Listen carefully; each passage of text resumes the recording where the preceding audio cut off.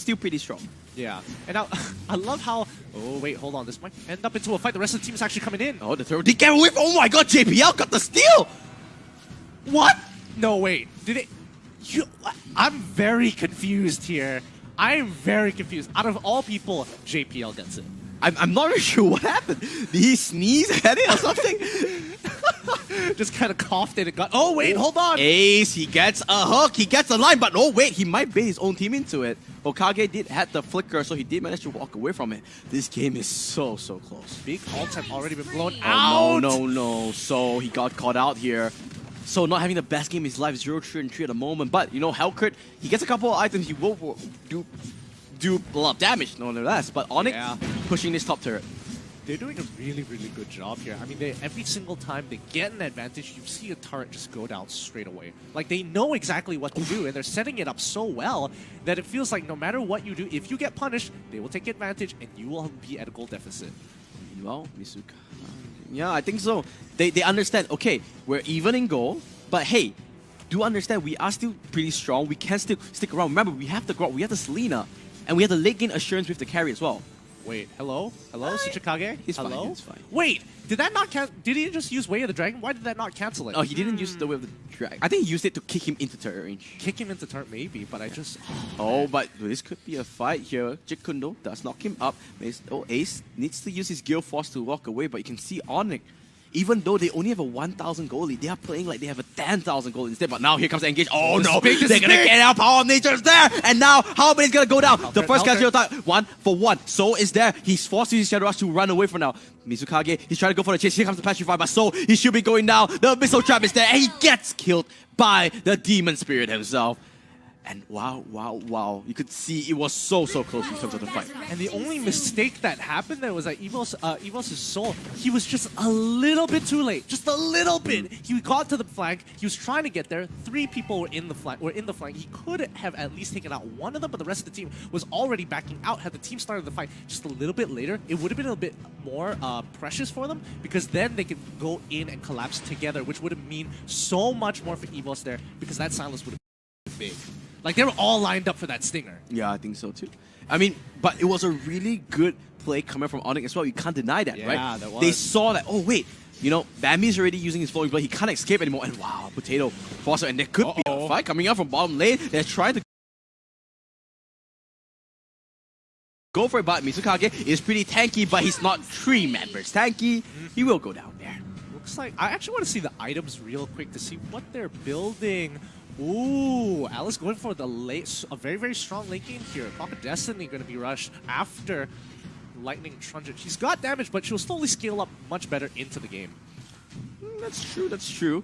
Now, going back to it, that's Lightning Truncheon Club. I think the next item should be the Winter Truncheon, just so he can sustain in team fights. But who do you think will win the late game fight? It's so tough to say. It's so tough. Because it's kind of on Evos here.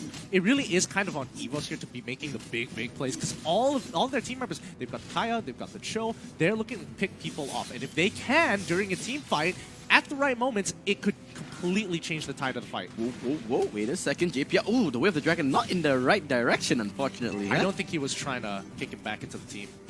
JPL might get caught out. Yeah, I do agree with you where you can sense that Evos, it's all about how they start the fight. If they manage to catch up key members like the carry, then bam, there's no more damage coming in. Because do remember, Hokage on a Selena, he's gonna fall off a lot in the late game. I mean, just simply put it, an Alice is much more effective compared to a Selena in team fights. Absolutely, but you gotta remember, if Selena does get a catch, that's just one Abyssal Arrow onto Harket. It's over. Can we just look at the items one more time? Because there's no fight. I want to see Harket. Ooh.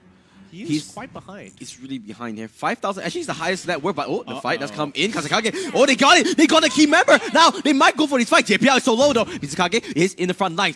ONIC, 2v4 into it. There goes the Petrify, and there goes the City Positive Stinger. Avatar of the Guardian will get cancelled out because he got killed off. Hokage is still alive. Looks like they're gonna make it out of this. So he got cut out. He got cut out, but who they want to engage onto is there goes a great Guardian's Bear. Hokage gets stand up instead, but no, Bambi is in the midst of it. They do get Hokage because of Ace's Divine Judgment. That is a really messy fight. Oh, that punish. Well, a 3 for 2.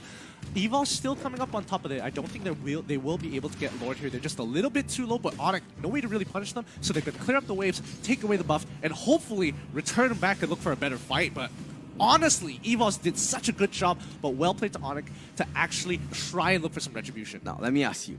That was a team fight. I would say a 50-50, maybe 60-40 to ONIC, right? But that was with carry going down first. No, that was 60-40 to Evos because carry went down first. Carry went down first. Sorry, my mind was a little bit. But imagine if they don't get that pick off.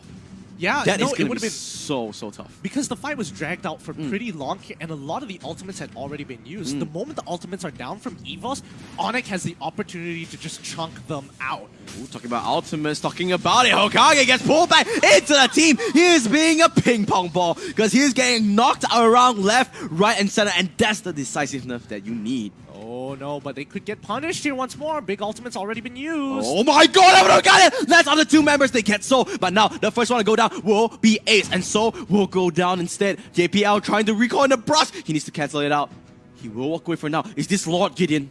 I don't think this is Lord just yet. There's still too many members that could potentially break it away, so they're looking to set up the wave a little bit more. Topside is pushing by itself. They're looking to break mid-tier 2. Should be able to, but yeah, the wave is so well organized by ONIC. All 3 lanes are getting pushed down here, and Evos has no way in because their tank line is just protecting the carry, and now they can just go to top lane. No, they're going for it. I mean, they could go for Lord here. They could send 2 people, 3 people. No. This is just a bait. Is it? This can't be a bait. Looks like a bit of indecision here. Oh no, they do catch out JPL. He needs to walk away. The damage. Oh, God, we got it! He gets gone out! This is huge! They take out a carry! Will he go down? One more auto attack! No! He stayed alive with the skill team! So, trying to go hunting. He does get the last auto attack. Now, what will this mean? 1 for 1 so far. Here comes Bambi on this Alice. He's not gonna. Oh no! Potato. He does have the immortality, so he can stay alive. Bambi does have the ultimate, but when he goes, there goes the arrow, just like clockwork. Once he came up, he went down.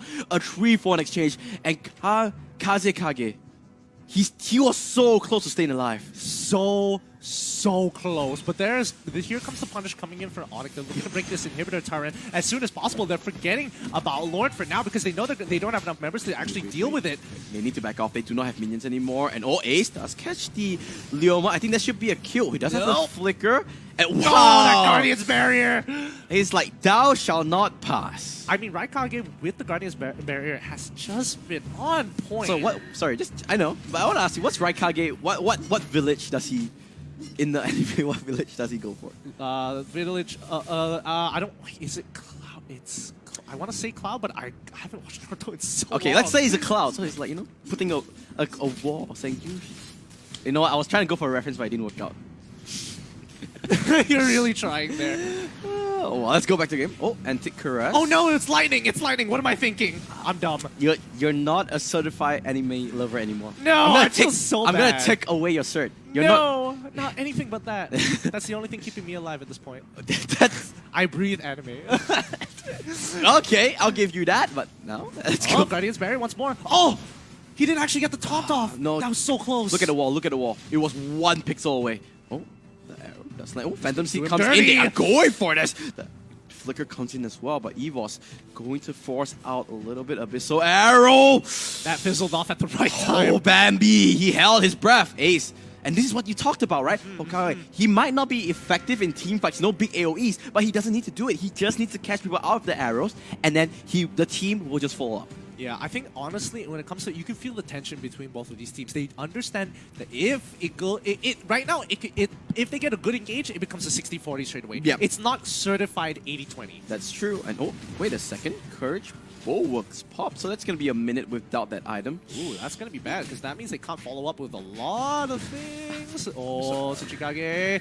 Yeah, he's like, yeah. Okay, he's like, okay, this is getting a little bit serious, but here comes the ultimate, and Kazekaze will get caught out, but where is the damage? Where the dragon? He's controlling him out. He's still staying alive, but now he's in the middle of everything, and Bambi just assassinates him. The rest of ONIC coming in. Also, they try to go for the Selena, but now here comes the real raid boss, which is the Leomon. He's just sacrificing, killing on every single member here, Gideon. I mean, Soul's kind of running around the map as much as he can, trying to find the right target, but he can't. They're getting kited out so much, and Selena comes back into the fight and takes him out. Do you think they're going to go for the uphill here? Do they have a minion wave for them? They do have one. Don't. They do have one minion, and they are going to go for it. Gonna attack. Because they can't. It's a siege minion. It's a siege minion, and that is one tanky little guy, and that's the first inhibitor gonna fall. Evos in the back foot a little bit. It looks so good. And I have to criticize Kazekage a little bit, right? Okay.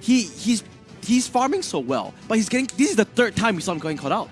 I mean, to be fair, I don't think he was expecting instantly getting targeted by the Kaya. Kaya was That's very true. focused on the fight, and even for me, I would have been a little bit courageous to go in and put in some damage, but very good eyes by Kaya to actually get on top of her the moment she appeared up into the brush. Snatched her straight away. But I think the problem now is Mizukage as well. Yes, I agree. I mean, he is doing his job for the most part of it, but you have to keep a good eye on Soul because he's looking for prime targets here. He did chunk out Selena very heavily, but he wasn't able to get anybody else. Oh, this might be the fight. No, that's a great guidance barrier coming in. no, JPL. Oh, He there does it have is. the Shunpo, does get the reset. Phantom sees that, but they're not stopping here. There goes the Way of the Dragon. That's a huge ultimate off cooldown. They might get JPL. They will get JPL. Dark Knight Force a little bit late, actually. Yeah, they should have popped it much sooner here, but this is going to be a guaranteed Lord here. They're not going to do this. Hellcrit's not even moving. He just wants to take this turret. They're going to go back and have to defend. I'm expecting them to...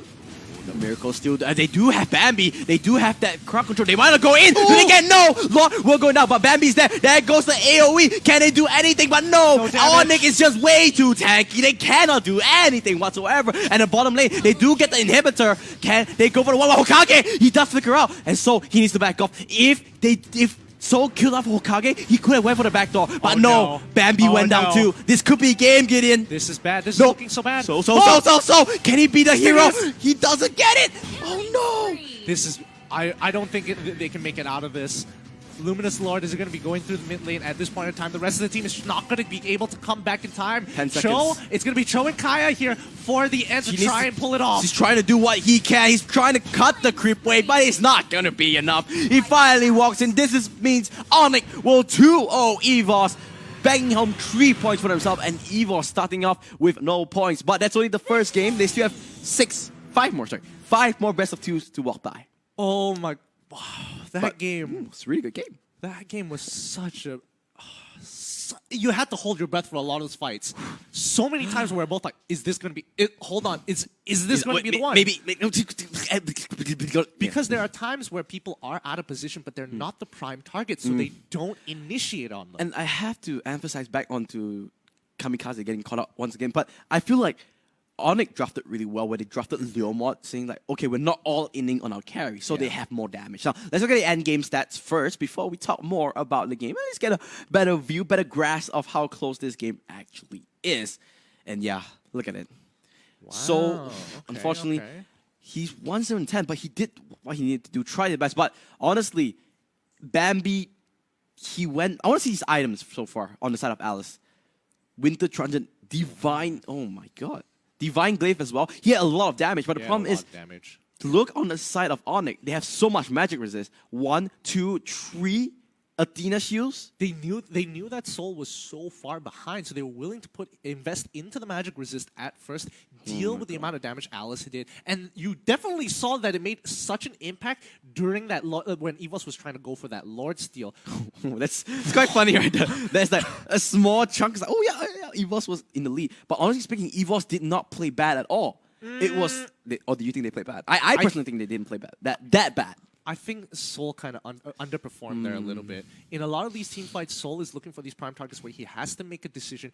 Do I commit to killing this prime target, or do I need to start peeling off straight away? And a lot of these times, he's put in this rough position where there are 2 prime targets. He chunks out Selena. He has to decide, okay, I got to get rid of Leomord here, but Grok is in the way. Next thing you know, Grok is in the way, and eventually Garukacha is also in the way. But...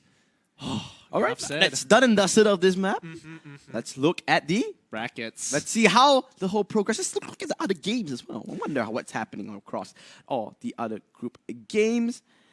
ONIC now top of the table. SAIYAN did have a break, so they didn't play this round. Yeah. So obviously they were not going to change anymore. Team Fall and Old Friends 101 Capcorn as well, and Evos no surrender 0-2 apiece. Obviously, it's only early days. I expect this to not be the final standings. Absolutely. It's definitely not going to be the final standings for sure. If not, Evos is going to look terrible. I doubt so. Honestly, yes, there were a couple of mistakes here and there, but I still think there were a lot of plus points. Definitely a lot of plus points. Definitely a lot of plus points. But when you're playing at highest level, even the smallest mistakes really put a hole. And we saw that in games 1. Just the smallest mistake. Oh, I accidentally took one step forward. Now I'm dead. I mean, game 1 was the game of T groups. 100%. Muntun. Nerf Tigreal. 100% in the group stages. Because I know someone will scold me if I say that. Just make sure you put that in the caption when you send it up. We should have like quick fun facts, right? You know, like other tournaments. Fun fact: Tigreal has 100%. Except it's just going to be like really absurd ones. That's confirmation for you. ONIC Esports will be did win the match 2-0, but don't worry. And there's an update. Yeah, I'm gonna let you pull it in. Capcorn did go with a 2-0 against Team Fallen, which pushed them up in the standings a little bit more. Same as because they went 1-1 with team ONIC, so now they have 4 points each. 4 points apiece. So both Indonesian teams topping the charts. But will it be like this at the end of the day? We'll have to find out. I think we have to keep in mind people who have won 2 games in a row, because that kind of puts them above the rest. Because if they went even the entire way, that's going to make a significant difference. I think group stages is one of the best games. And now, there is, just to give you an update, because before we go on a break, the next game will be Team Fallen going up against Evos Singapore, an all-Singaporean affair. That we'll have to see. But yeah, I think the group stage, going back to my point, I think group stages is one of the best formats to just see how all the teams fare up against one another. The most fair, right? Do you agree? I would absolutely agree. And it's not only good for the viewers to watch, like, oh, they can kind of get a good idea of how teams play against each other, but it's great for these pro teams to actually get a feel of what international styles are like. And that is just a lot of experience to hopefully integrate into their play style. Yeah, I think the other format that people would say is really good is the Swiss format. Just a moment, silence, please. At that, I think that's just an inside joke between all of us. With that being said, we'll go on a short break. This is the Strait Championship group stages. Group A, we saw 2 games. We still have 5 more to go. I'm trying to keep it together here. 5 more to go. This whole thing is brought to you by Global ROGS and supported by Muntun's E-Project. My name is Matthew. His name is Fatal 5-Way.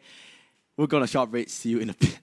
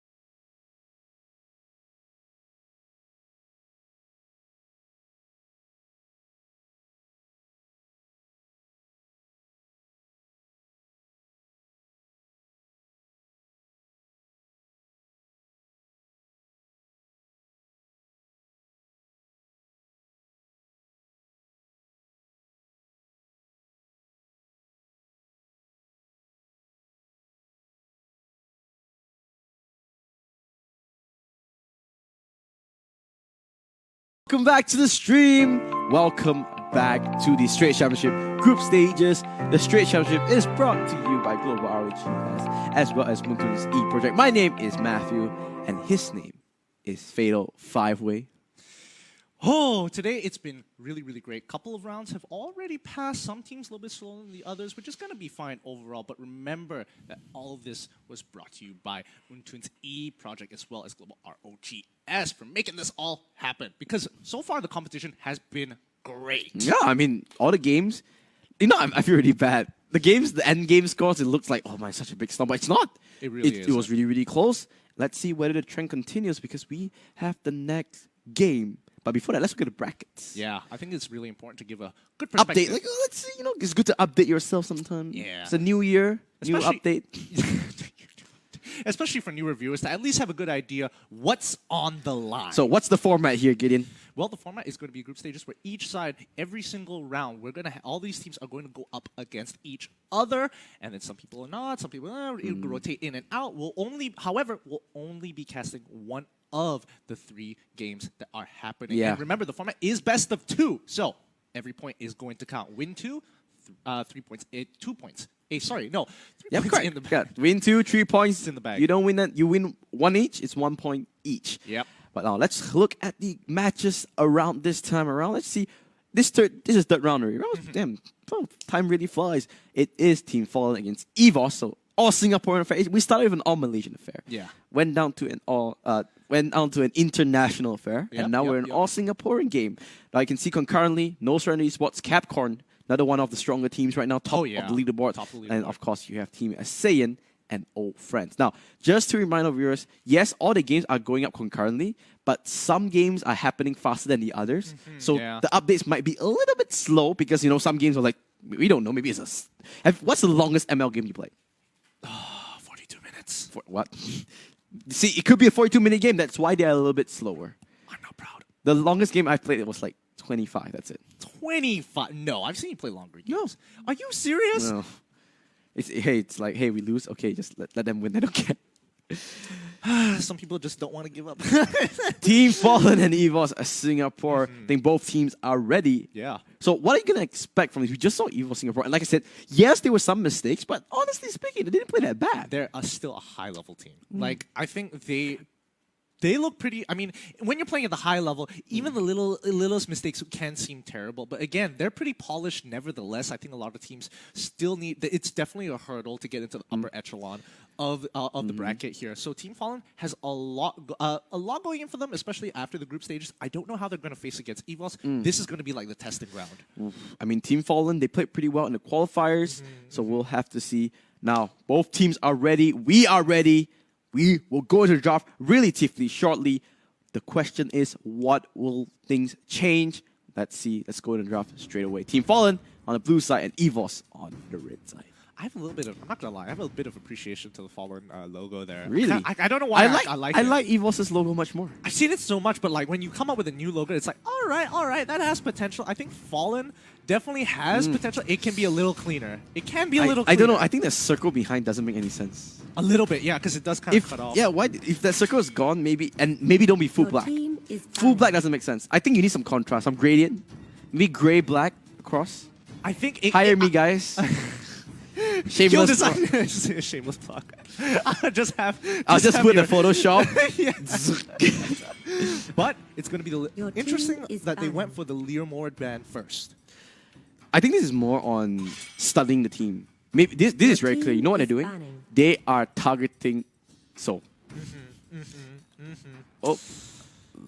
They are just targeting Seoul. They're understanding that this is what you need to do. Leomod was his the first game he played Leomod, and then Claude as well he's just really good. And we saw his Harket. Unfortunately, not really up to par. So maybe they're like, yeah, we are letting him play Harket, and there goes the back. Wait! Harif is on the table. Please take Harif. Please take Harif. Team Fallen needs to take Harif here. Please take it. I'm begging you. It's up in the open. Calm down. I can't. Someone's got to have him. Somebody on their team has got to have him. I think Fallen is so shocked by this. So wait. We don't know what's Are they actually going to give it over? Ah, Thank you. Okay. What? But hold on. Double-edged Evos sword. Double-edged sword. Wait. Mincetar. It's Cho and Kaya. 100%. Your team But is here, picking. Team Fallen, if they're smart choice, they pick the Mincetar. Yep, Mincetar is a hard counter No, to have. I want to make this argument, whether it's valid, let's see. Harif is always banned in ranked games. Yes, it's really strong, but if it's always banned, you can't practice it. So maybe it's like, yeah, Team Fallen doesn't practice it. They just know Harif is strong. Unless it's so good that you don't even need the Hey, practice. remember the nerf? Nerf. Dang, I should have thought of that nerf. Oh my gosh. Who didn't see that coming? Oh, they're going for the Akai, but Akai is strong. I think they need the Mincetar here. they definitely need to get the Mincetar. Oh my god, they are just denying Soul 100%. I Team is think... picking. Okay, I'm not gonna lie. They got rid of Kimmy, and they also got rid. Of Claude. Hellcurt becomes a priority. Yes. I have to agree that Hellcurt does become a priority. But if you are, at least switch out the Akai for the Mincetar. I think that is really, really important here. Because if you lock it in early, And the thing is that also one more thing, Evos they can put the Cho on the fighter Cho, and they Yeah. pick the Mincetar himself. Evos, yep, they're smart. I like this. They're going with the team Harley. is banning. unless they ban it out here, unless Team Fall ban out the Mincetar. No, right they have now. to pick the Mincetar himself because that's the counter to Cho. I think it's a safer counter to Cho. Maybe not the only counter, but that's the direct counter. I mean, I agree. Oh, this is really messing with me because they can't. Playing around Tro is very, very possible here. Playing around away from Harith is a little bit harder because he can go in and out so Your quick. team Damos? is banning. Does that mean that? But Leonmore They don't want is a already gone. strong solo laner because to be honest, Evos can also pick up the Mincetar because it counters Harith too. I mean, I definitely feel like Evos picking up Mincetar would be so good for them. I think Mincetar is a really hot pick here, but both teams just not. Just don't care. They don't care. They're like, yeah, Mincetar, you know what? Whatever. Maybe they don't practice it. Oh, that's also true. That's also true. But then again, it's just pressing your ult, though. How difficult I mean, can that be? you can't really say that, right? Like this is the competitive scene that they gotta make Fair sure that they enough. play themselves. Now, just remind everyone, 3 bans each. That's the Mincetar ban. Your team So they don't want to is pick it. They picking. ban it. It's same. It's Okay, okay. It's yeah. fine. But also, 3 heroes are automatically banned. Which is the Eldus, Angela, and the Leslie because of bugs in those 3 heroes. Now, going back, That's smart. that means it's a fighter team show. is Now, picking. it's good, but look at this. Hellcurt counters out this Minotaur. Yeah, absolutely. I do agree here, but they've got so much CC on their side. I like it. They've got the Divine Judgment. They've Way of got the the Way Dragon. of the Dragon as well. So even if Harith's like, oh, I'm going to come into, kicks him away, they initiate the fight. Or if it's Hellcurt, they could kick. I mean, it really depends on how they play this out fast, but they need to kick one of the carries out. This is such a situational game. Wait a second. Yeah, that high loss. I feel like High Loss is not bad here. Interesting. Okay. They It do hel- lock it. it Big, helps. So, Your team Big Bad Bear is the picking. one guy that I trust on Martis. Because he played really well. Oh, yeah. Now, before I go anything, this has to be a Moskov. This has to be a Moscow. Because that's the only thing that Solo plays now. Wait, before we talk, I just want to see what it is a Moskov. Yeah, let's just take our time here. Okay, fine, carry on Carry. Moskov. 50-50. Because it's the other thing. Oh, you were so confident as well. It's going to be the Moscow. Can't But be yeah, anything else. honestly speaking, both teams, I mean, that Harith. Well, let's see whether your theory is true here. Honestly, this is a very situational composition for Evos because they could interchange the roles of making sure that one person is not only isolated, but not part of the fight. And I think that is going to be a big part. I feel like if they do start fights, Minotaur is going to be the big game changer. Either Kaya or Chill is going to be the dedicated, I'm going to either Divine Judge you or kick you away Yep. and pull you out of the fight. I think the game plan for Evos is that we catch out the Harith first, we kill him off, no more problems, because they have such a strong front line and a tanky front line like that. The CC, like you said, Cho and Kaya is insane. Yeah. And on top of that, why not add even more? Harley with the snow, they have the potential to burst them down, but they just need to catch it. But let's see whether this will be a 0% win rate Harith or 100% win rate Harith Yep. in the group stages. In the group stages. I was hoping that you would remember that. Yes, Woo! Team Fallen will be on the blue side and Evos Singapore on the red side. And honestly speaking, both teams need the points. Yeah, they really do. Kirato is taking a little bit of damage here, which is absolutely fine. He can heal it up later on, but this is so tough. Let's look at the top side, however. Let's quickly look at that. Looks like a bit of engagement. Bit of a skirmish, but he gets chunked out. It's fine. Basically, Nash wanted to try and cut the wave, but because the Minotaur was there, he was like, yeah, he can't really do it anymore. Yeah, pretty good play overall. At least they don't cut the wave. They allow it to pull into themselves so they can at least catch the wave to get the EXP. Oh, I'm really befuddled about the higher pick here, but let's see how it goes. Oh, let's see. Big Bad Bear will be there, just clean sweeping everything as Hong on that high loss will clear it out. You can see Chen with this hard, she, excuse me, is going to have a field day this game. Yeah, a big field day. Look at how quickly she clears the waves fast. Once you get the buff, it's just ridiculous amounts. But the crap top side. Hold on. Minotaur's playing it kind of uncomfortably close here. Doesn't get it. All right, nicely She doesn't have the ultimate yet, so not much danger, I think. I do feel like I'm not sure what battle spell Nash took. I don't know if he took Flicker, but I'm pretty sure he did. He might have been able to force it out, but Mortal Coil does land. It's gonna be okay. Should be an easy pickup there. Yep, Nash is just wow. He almost 1v2. That's crazy. Excuse me. What? Hello? What? That was interesting. Now Chen is level 4. She might want to go for a dive, but Team Fallen's bottom lane is not really doing that well. Big Bad Bear needs to walk away. Should be okay. And Bambi's, wait a second. Bambi's the one playing this Chow. That's different. Wasn't expecting that. But you can see the rotations coming across the map here. Nothing too flashy until they hit level 4. Both teams really understand what kind of a comp they have, but now Harket is level 4. Let's see whether he's able to be the big hero, the big monster that we've all been dreading in draft. Before we do, let's sneak in the update as they do go for the turtle. Can see Team O Friends has beat out No Surrender in that second game, so No Surrender 0-4 in this group stage. Really a tough spot now. Ooh, yeah, I think at this point, points just matter way too much here. They want to at least get a solid early standing to have some momentum. Oh, here comes the flicker. Divine Judgment does bring Big Bad Bear, but he does have the ultimate. Remember, Chen is there. They do get first blood on the high loss. Now, how much damage? Here comes the Minion Fury. Knocks onto 2, but look at this little Harith. She's still alive, but the rest of Evos is coming in. Nash trying to play Disturbance. Can he do it? Where's the Decimate? Can he get a kill? No! Ace stays alive, and no Harith. She will not be able to do enough damage. Can he get Ace though? At least no is the answer. 4-0. Evos Singapore starting strong. Really nicely done here. The moment Harith didn't have his ultimate, it was on cooldown. He couldn't really get out of that situation, even though he did pump out quite a bit of damage. Got them very close to die, but just wasn't enough.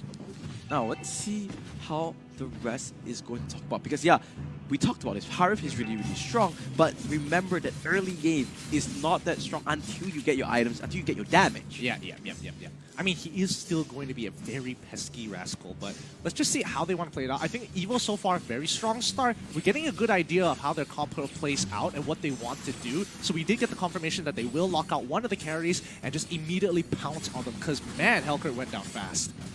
Blender does get tagged up a little bit, but for now, not much is going on. They do have the level 4s, they do have the ultimates here. Okay, Carry is backing off. Good decision. Doesn't stick under the tier 1 tower. Free tower. Yeah. I mean, they have to kind of give it up here. So, to be honest, you know, Team Fallen, they're still making a lot of proactive plays. Wait a minute. Nash, he's kind of in trouble here. Oh, good flicker. But oh no! Ace, he does get the Divine Judgment, but oh, it's a little bit too late. Here comes Kirato, Minotaur, missing a lot of ultimates by everybody. Oh, Ace, there's no way you're getting away from this. If he burns the flicker, I don't think he should have done that. I mean, he was going to go down anyway. Yeah. But then again, he could have made a play with it later on. I mean, flicker on someone like Kaya is just so important. And it's a 1-minute cooldown. Yeah, it's rough.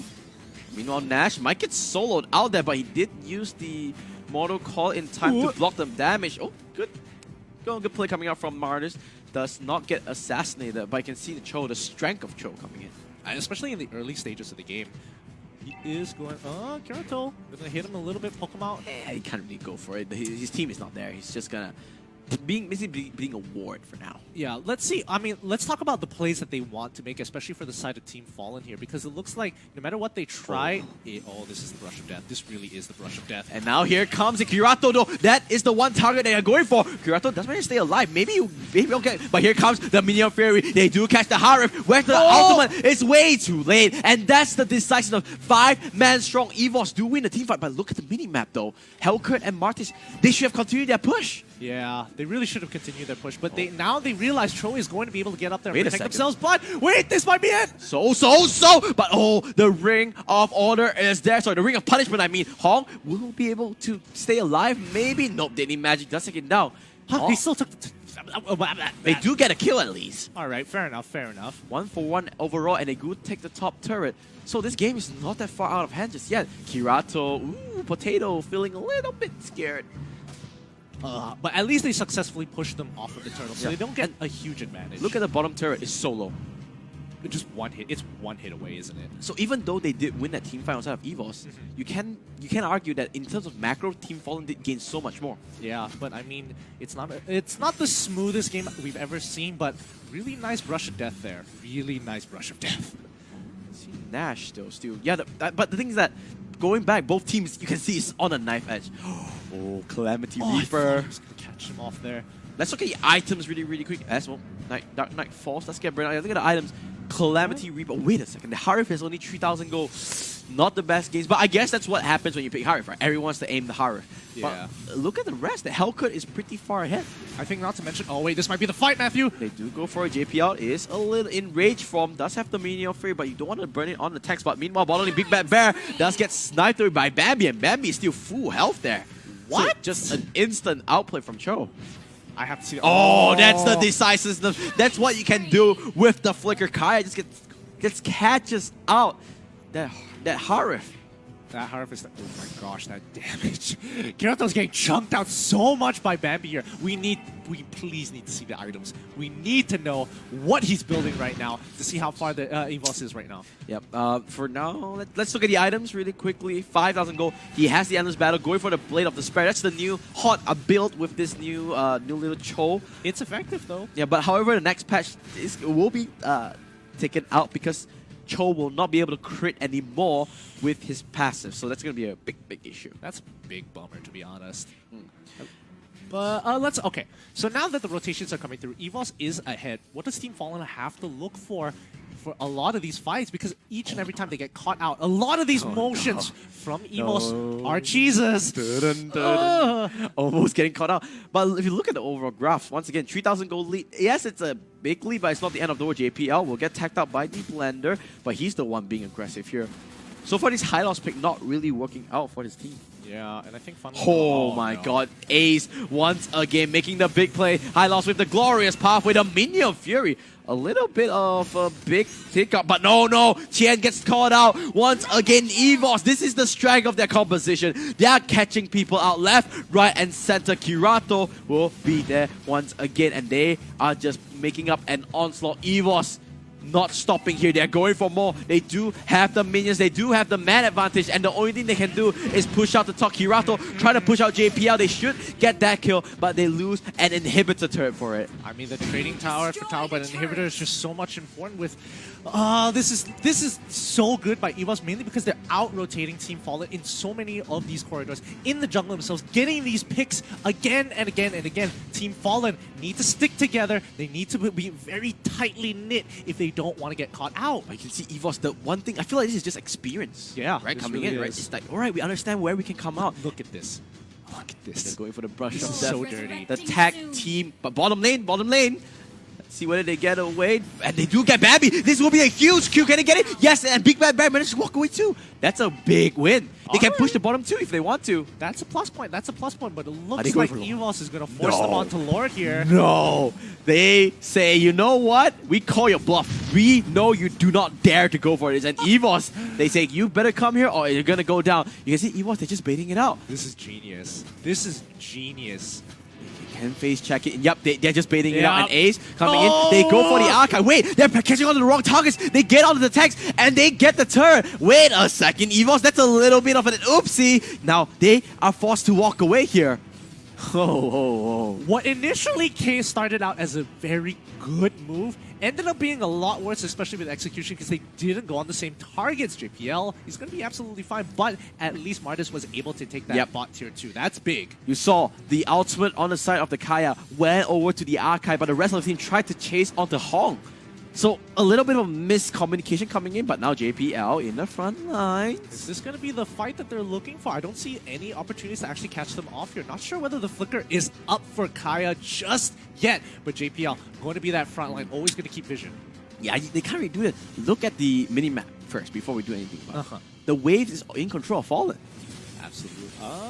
Wait a minute. This might be something happening here. Minion Fury. You don't be popped just. Yeah, he's looking for an opportunity. He's hoping that the other members are there. You don't want to pop it on a obviously on a high level or any tank in general. You want to catch that Harith. Remember, this is still Harith no matter what. It's still really strong. But Bambi in this child making a big case for himself. Absolutely. I think.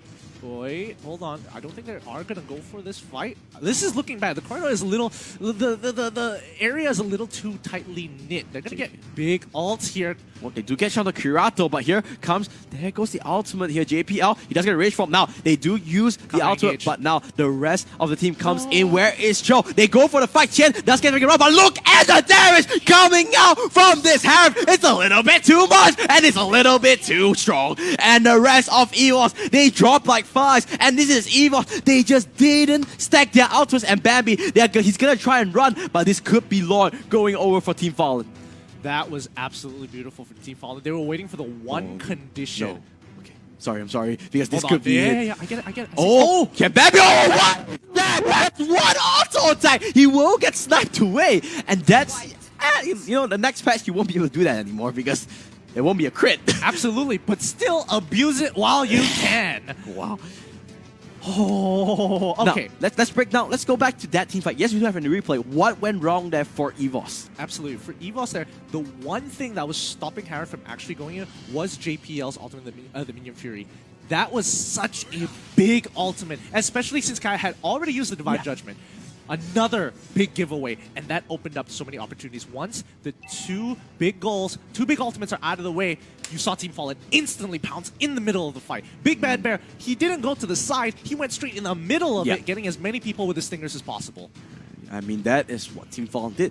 Exactly. You know, Tian might be 0, 5, and 7, but that impact, the damage. I want to see the endgame graph, how much damage he did. And on top of that, everyone lined up so well because Nash with the Astral Aura just clapped onto everyone. And Big Bad Bear, wait a second, Big Bad Bear is a little bit low. Wait, hold on. Looks like there's a fight. He will go down, but Ace should be going down as well. So it's a 1-for-1 exchange, but Potato might be the focus. There goes the Glorious Pathway. Potato, there you go. Zaman Force is there. There goes the Minion Fury, but there is no damage to follow up. Where's the rest of the team? Evos now stuck under the turret. No crowd control whatsoever. Hong, hello. Hong, Soul? He will be able to walk away, so he is there, but is he enough damage? No, it's the answer. Cho lingering around. Bambi, can you be the savior for your team? He might go for it. Oh no, the flicker comes through. He manages to dodge everything, but the rest of Evos is there. They do manage to walk away, but the inhibitor go down, and that's the main point of contention. Fallen winning out that fight. This is looking so good. This might be the comeback of a lifetime from getting picked off so many times to what has become into Team Fallen's favor. They're up 2K in gold, but previously they've just been down 2 to 3K this entire game. This is crazy, dude. And this is sort of it's a two-man carry right now. You can see it's Martis and that Harket. Unfortunately, Chen is a little far behind, but she still has her uses. She still has her uses. You can see that Harket is gonna hurt like a truck because she has the Blade of Despair, Endless Battle, Berserker's Fury, and even that Windtalker. You have to give respect to it. You just have to give respect to it. But Evos, on the other hand, they got to be very worried about their positioning because if they're too clumped together and they fight in very short, it might be detrimental for them to fight in these tight jungle spaces. Oh, is this? No, I don't think it's going to be Once fine. again, you cannot go on Curato. I'm not sure why Evos, every single time they get the Kaya ultimate Divine Judgment onto Curato. A bit interesting sort of a perspective. Maybe it's something I don't understand. Maybe I think they're very confident in the amount of damage they can kill off Curato, right? They can kill Curato before anything starts. But I think Soul has to be there. Nobody else can do the damage except Soul, and I think Soul is going to be the key point, the pinnacle of the team. Let's look on the top side real quick. Bambi's caught out. Bambi, if he goes down, this will be huge. But Nash, he missed it up. Where's the Zaman Force? Will they go for the chase? No, is the answer. Bambi, if he went down, that could have been huge. But Big Bad Bear. He might be a Big Bad Bear, but he needs to be careful. And actually, Potato, great quick fingers, great reflexes. He went for the Winter Truncheon just in time. That was good. That was so good.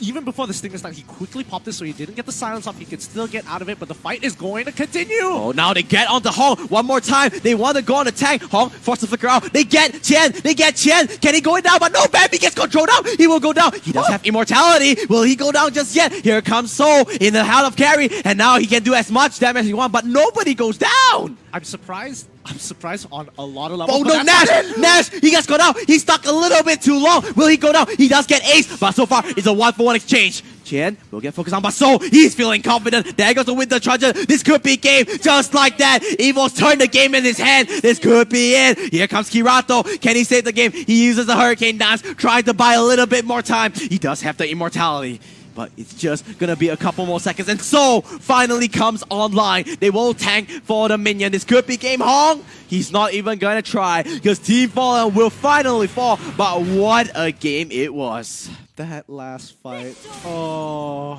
Oh, that last fight was so dirty. I mean, JPL yeah. whiffed the ultimate, completely whiffed it. And they weren't punished. They couldn't go back into the fight. That's so surprising to me. And Bambi got caught out as well, but the immortality coming in clutch. If he went down, that would have been GG. Bambi's damage is kind of ridiculous. I want to see that. I want to see his damage.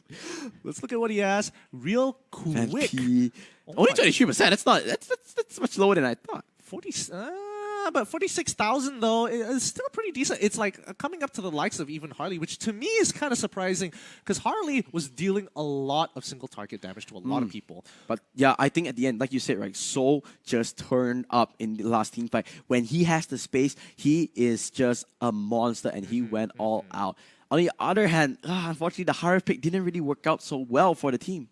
I think Harif was just struggling to find his stride, because in a lot of these fights, he's just waiting for these big ultimates to go down. If he gets caught even once, look at that. Evos will pounce on him. The goal difference. I mean, that's just how it works. But don't forget. This is towards the end of the game. That's when the goal difference really stuck to that. Yeah, I mean, it's like it's like fluctuated because it's like everyone is in the end game item, so they don't farm that much anymore. Yeah. But wow, that is just game one. And to be honest, it looked like a coin toss for a moment there. It really was. But honestly, you have to commend Evos for coming up with a composition that you have people who have interchangeable roles in these team fights. But Team Fallen, they understood that as well.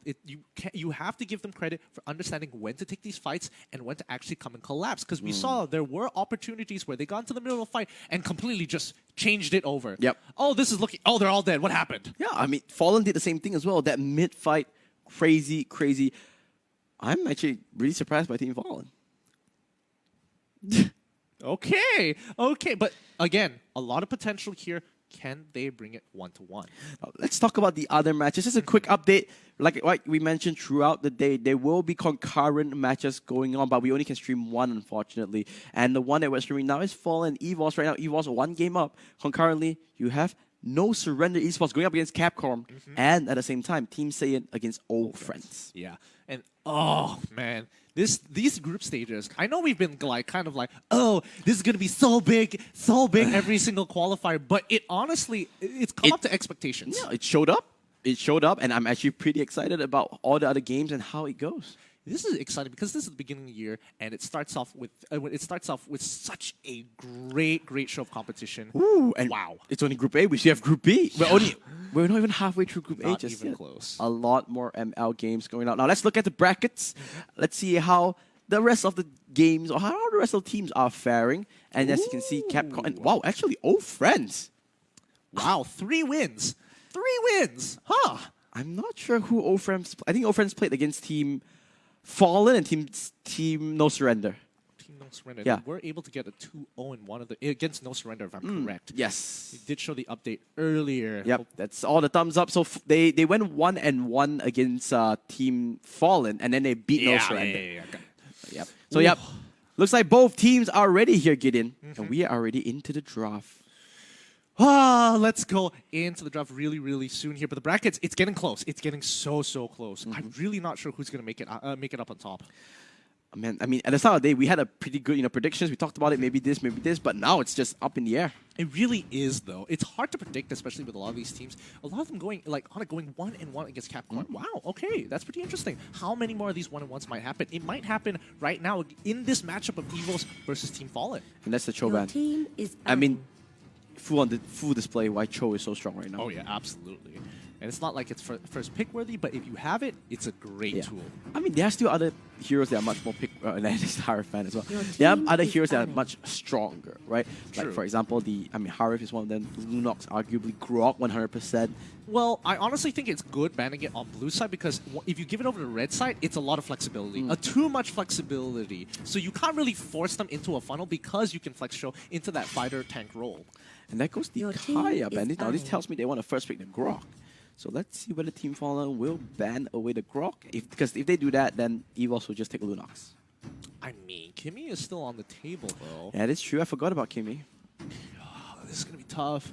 Do they get rid of You ban here? Kimmy. You ban Kimmy. You have to ban Kimmy. Rock. Wow. Your Okay, so team just is completely picking. opening the floodgates. then. Okay, Bambi. Lock it in. Is he going to pop it off? Is he going to pop off this game? We're about to find out. I mean, it's an argument. It's really an argument. Oh, Soul playing it. So Your team Soul is will picking. grab Kimmy. And he plays a mean Kimmy. I know from experience. Playing against him or playing with him? Let's just say, let's not talk about it. Oh boy, this is gonna be interesting because that opens up so many options for Team Fallen here. How are they gonna play this out? Do they want to get Claude early on? They probably can get it later. They can't get it later anyway, so they can't hold that up. Grok has been taken out of the picture. I feel like they could have banned a different type of tag instead of Grok, so you can at least lock it in for themselves. They need Hell. Kaya's ban Luna. Wow, this is aggressive. Your team The thing is is that if picking. I'm Team Fallen, I'm not picking these two heroes. I'm picking tanks because the three. I mean, you can kind of call Cho a tank, right? Yeah. 3 of the S tier tanks have already been banned out. That means there's a limited number of tanks. Evos, you need to pick 2 tanks here. What tanks do you go for? You go for the Akai. Oh yeah, Akai still on the table. I think the second one, Hylos, Gato, who else? No, you go for Akai here and maybe a carry, maybe Lolita. Lolita. Yeah, Lolita Akai. I keep forgetting about Lolita every single time. Every single time I Your forget about team Lolita. is I gotta remember Yeah, that. I gotta and remember that. Let me ask you, Gideon, what other tanks are available? There's no other S tier tanks. Yeah, agreed. I mean, you still have the I guess Valoric and all that. I mean, you have situational tanks Yeah, more yeah. than all-rounded good tanks, and I think that's gonna hurt them a little bit. Minotaur always good. Your Always team good, but is banning. against the thing about Minotaur is that you can't really go up against a Archive because Archive can use your Hurricane Dance to just cancel your Minion Fury. That's true. So that's true. it's But a bit tough. it's about timing. It Yeah, really so- is about timing. True. So it's kind of on Minotaur to play around that. So you can't completely say, oh, he's just done for. He's not. He has to play very carefully. He has to keep his positioning. He's got to be very aware of his positioning here. Ooh.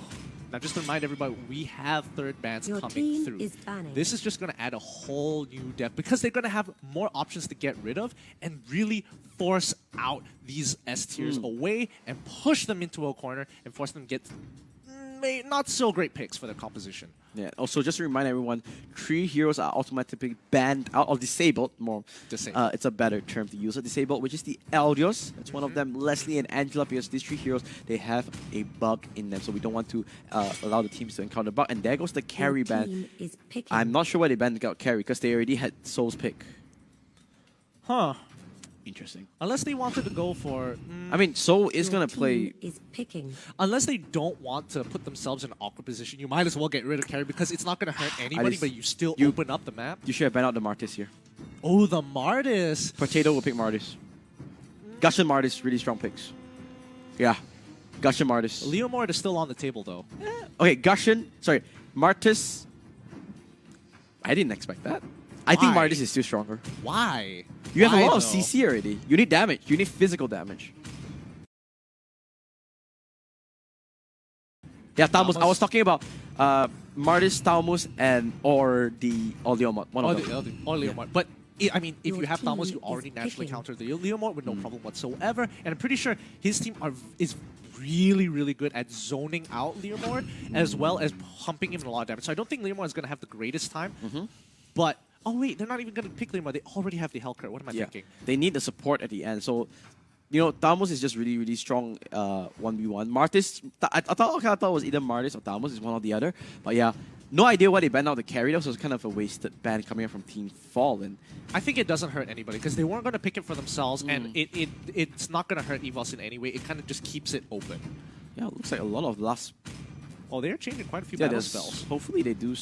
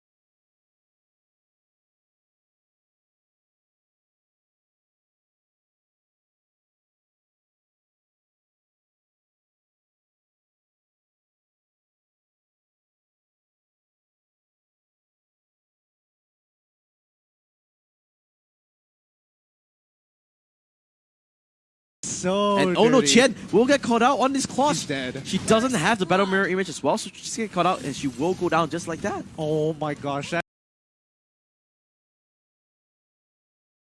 is super dirty there. Really well played from Evos there. Great start, steals the buff away. Because of Kirato's reverse time, pretty strong spell. Pretty strong spell, but very good response at the least. Very least from Team Fallen. Even though they did lose out Claude early on, at least they made the play. They hit their level 4s. They're roaming together. What's the next play coming here? What are they looking for?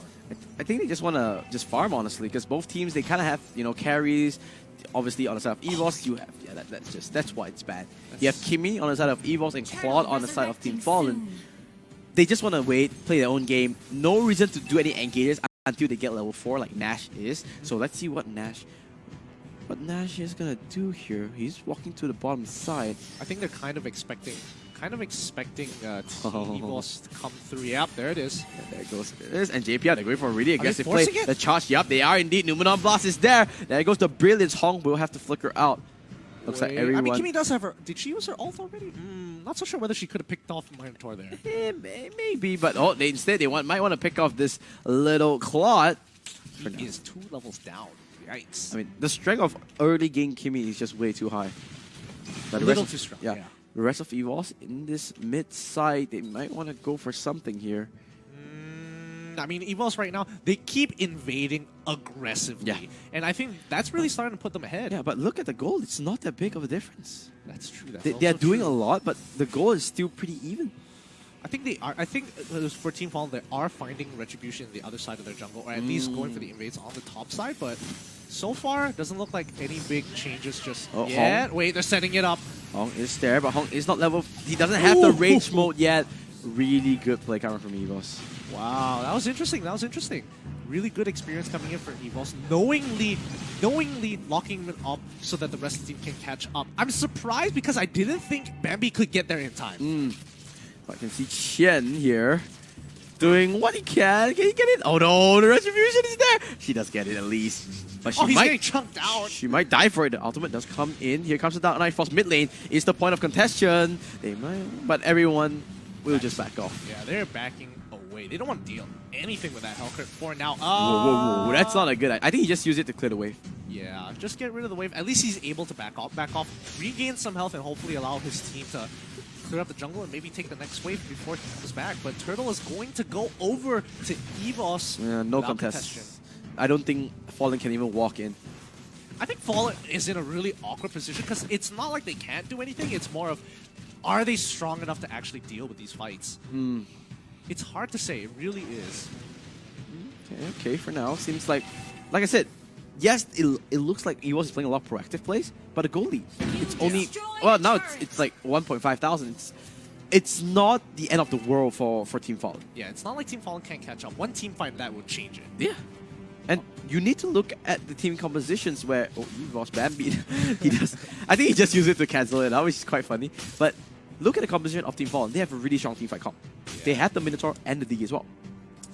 I don't know. When it comes to team fight, they have to play. There's so many situations where it could go wrong because if they use it proactively, that Minotaur ult needs to hit a lot of people. If it doesn't, you've wasted 2 ults and you're going to get re-engaged on. But it looks like Nash wants it. Nash going a little bit too aggressive, but the rest of the team is here. And oh, Evos, they're just going to clump this up. Nash trying to stay alive. Great Number Blast will cancel out a lot. Actually, Chen doing a fair well of damage. Oh, hold on a second. Evos, they are pretty low, but yep, they are going to clean up this fight slowly but surely. Hong in the tail end, they are going to clean up 4 kills. And Evos just stamping their ground, showing their dominance. Yeah, and this is what I was talking about. The moment the ult is down, they can re-engage and take these fights. They profit nothing off of it. They weren't able to get JPL. So regardless, the moment your ults are done and you haven't got any kills, you just have to back out. You don't have a choice. Unfortunately, I think Nash kind of misplayed that a little bit. The start of the fight was a bit iffy, and it was really hard for Evos to come back from it. Yeah, that's also true. That's also true. But again, Team Fallen, they're trying their best here to find an opportunity to catch more than one player, but it's going to be tough. We're talking about Evos here. They've got so much experience. You can see how they're playing the map. No, Dark Knight Force comes from Big Bear. You will be forced out, but I think Evos is in full stride now. Yeah. They took a little bit of time to warm up, but now they are A-okay.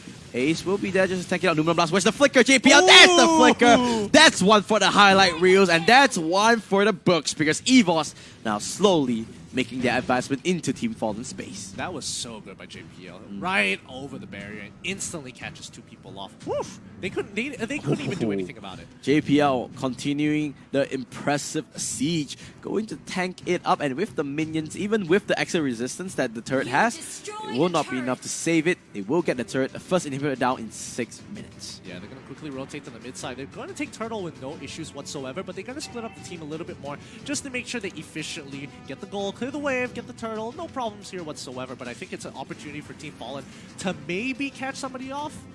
I mean, it is an objective. I mean, it's already down. Too late. I don't... Oh, actually, now looking back at the levels, it would have been really bad if Team Fallen did try and force that. They are just really under-leveled here. 8-1 kill score. And the levels, like you said, 10. The highest level is Big Bad Bear with level 8. That's 2 full levels down. This is rough. This is so rough. 8K goal lead. Oh, actually, more than that. Nearly a 10K goal lead. 9K goal lead for Evos. Are they going to collapse on this? I don't think they can just yet. No real way to engage. Akai is so far away. He's going to keep split pushing. I don't think anybody can really deal with him, to be honest. No, he's just way too strong. That's true. But the rest of Evos, they can't even win the 4v5. Look at how confident they're playing. They don't even care. They know what they can do. And oh, that could be the goal signal coming out from Ace. Ooh, the damage from Soul is just insane. Poking Nash down. Where's the ultimate Soul? They're not going to go for it, but they want the turret. Instead, they're going to play safe here. Yeah, they're just getting poked out of turret here. The siege is just working out great for Evos all around. They really can't do anything. They get poked out. They have to go back. There goes the turret. They need to engage here. They're just giving way too much. Numenor Blast will just block off any single attempt for the engage, and they're just going to give this up. Team Fallen is playing way too passive. Way too passive. I think that was their opportunity. The moment that Lolita's ultimate was gone, that should have been the time to strike. And they cannot be afraid of Lolita's ult because they have Digi's ultimate as well. Yeah, they could have walked in. Yep. I think this is where Team Fallen, they defeated themselves mentally already. Hopefully the change of phase comes through. They need some confidence to actually pull this off. Maybe at least take the 50-50. I mean, even if it's a 70-30, they need to try for it, because if this happens, they're just going to bleed out. Oh, Kirato forced out the flicker. This could be it. Oh, so where's the rocket? Where's the rocket hammer? Not in there. But you can see Qian might get focused down. He's still staying alive a little bit, but not long enough. Meanwhile, the bot lane, Harket does snipe out Bambi. He's going for more. Big Bad Bear doing a lot of work, actually. Oh, he missed out the Diddy Poison Stinger. There could be it. There's no more damage on the side. There's a great Minion Fury. They take a lot. Wait a second. Team Fallen turning it around a little bit, but they do lose almost most of their base. Yeah, but it was the 50-50 that they needed to take. This is what I was stressing on. If they have an opportunity to take a 50-50 against a team who's ahead, it's the greatest trade you could possibly do because they won't have enough members to really punish you, and you can buy a lot of time for yourself. But it was a little late. They lost 2 inhibitors in the process. They need to take another 50-50 sooner or later. Maybe across the Lord fight, but they have to set up the waves. Oh, Potato is there. Yeah, I mean, the thing is that from here, Team Fallen, they just need to try something out. They cannot just bleed out because right now, even both of us, we know that this game is really, really slow because Team Fallen is afraid to do anything at all. Yeah, they really are. You can see they are playing very passive. They're hoping that Evos is going to make a mistake, and Evos is very happy to just slowly bleed them out, wait until they get full. Even if they wanted to wait till full items, Team Fallen wouldn't be able to catch up. Team Fallen has to be a little bit more proactive. They're going for Lord, by the way. This is rough. This is rough. They're looking for any opportunity, but Evos is playing a good game, using the brushes to their advantage. Oh, there goes the engage. Kirato, no chance to even pop his ultimate. And now here comes the engage. Counter engage. Kong is in rage form. Can he find anything whatsoever? The Hurricane Dance will stop out. Nash is in the front line. But wait a second, that might not be the one. But 1-3 man ultimate. They catch on both side carries. The lane poses thing. They do get out so, but that's just not enough because Bambi is still well and alive. And welcome to the Bambi show because he's just getting every single one of them. That's a clean wipe, and that's Evos ending the game. They absolutely forgot about the damage dealers. Oh wait, are they gonna get one more? Oh, he doesn't just yet. He managed to get out. Yeah, Bambi missed the sword spike, so there's not enough. He couldn't close the gap anymore. Wait, is there enough time for the team to actually respawn here? Nah, that's not enough. The rest of the team is already making away, and there goes the Crystal getting focused down. But wait, wait, hello? Oh yeah, they're the minions. They're the minions. Hello, minions. So is there? Yeah, that should be it. There goes the Crystal getting focused down by Evos. That means Evos will walk away with a clean 2-0, and Team Fallen will not get that W just yet. Yeah, they are just oof. I mean, you definitely saw towards the end that they were really struggling to find anything, and just as you mentioned, mentally defeated themselves. Just really tough to see. Even watching that game, it just felt like it was really hard for them to come back. Yeah, I honestly, Evos, the way they use the brushes, really great. Limit their movement and just create a clear border. You cannot get out of your base. You take one more step forward, we will take you out. It's a very helpless situation. Well, let's look at the post-game stats as we talk about more of the game. I think it was really clear this was a very one-sided game, unfortunately. For 15-4. Yikes. And I think the draft itself was a little bit problematic because you just can't give away Kimi first pick if you don't take something else. And especially they didn't take any tanks, so they were left with B-tier tanks. I mean, they had to pick a Diggy because there was no one tanks at all. Well, I mean, even though they did pick a Diggy, there are some plus sides to their composition. I definitely think that Nash could have played a lot better. So many of those situations, he was just getting locked out, either locked out of the fight, or he's forced to use Brilliance super early. He shouldn't be that far. He shouldn't be so proactive unless he has a lead, which he couldn't even develop for himself. Yeah, but I mean, all props to Evos. This is what makes Evos strong. They are just showing up, finally getting the gears, grinding it, and understanding what they need to do. Yep, that is our third best of 2 done and dusted. We maybe some time going next to it, right? We've seen a lot of games now. What is the consensus so far? Do you think the Singaporean teams are just showing up a little better? Do you think the Indonesian teams showing up a little better? As you think about it, let's look at the brackets and see how the group has developed since we last left them. Looking here, they've definitely moved up. All Friends still keeping up with Capricorn as well as ONIC ESPORTS. Oh wait, hold on. SAIYAN? No, they just haven't played yet. Yeah, I think that they're playing up against old friends now. So the game is still ongoing. It's still 0-0 because this game is quite far ahead. Yeah. So yeah. But kind of sad the Team Fallen already 5 losses into the set, but so far there are no updates on the concurrent matches just yet. No surrender. Kind of in an interesting place. 4 losses, they haven't gotten their wins just yet. Yeah, I think so too. But this bracket is it's getting its shape now. We're halfway through the day. Yeah. Looks like it's starting to thin itself. Natural selection. Natural selection is coming through. What's his name? Is it Charles Darwin would be happy with this bracket. That's a science. That's a science reference to whoever understood it. For all those nerds who bothered to study it. But I think the biggest thing for me especially is just play style is so different. You can clearly tell that from the regions, they play a very different game here.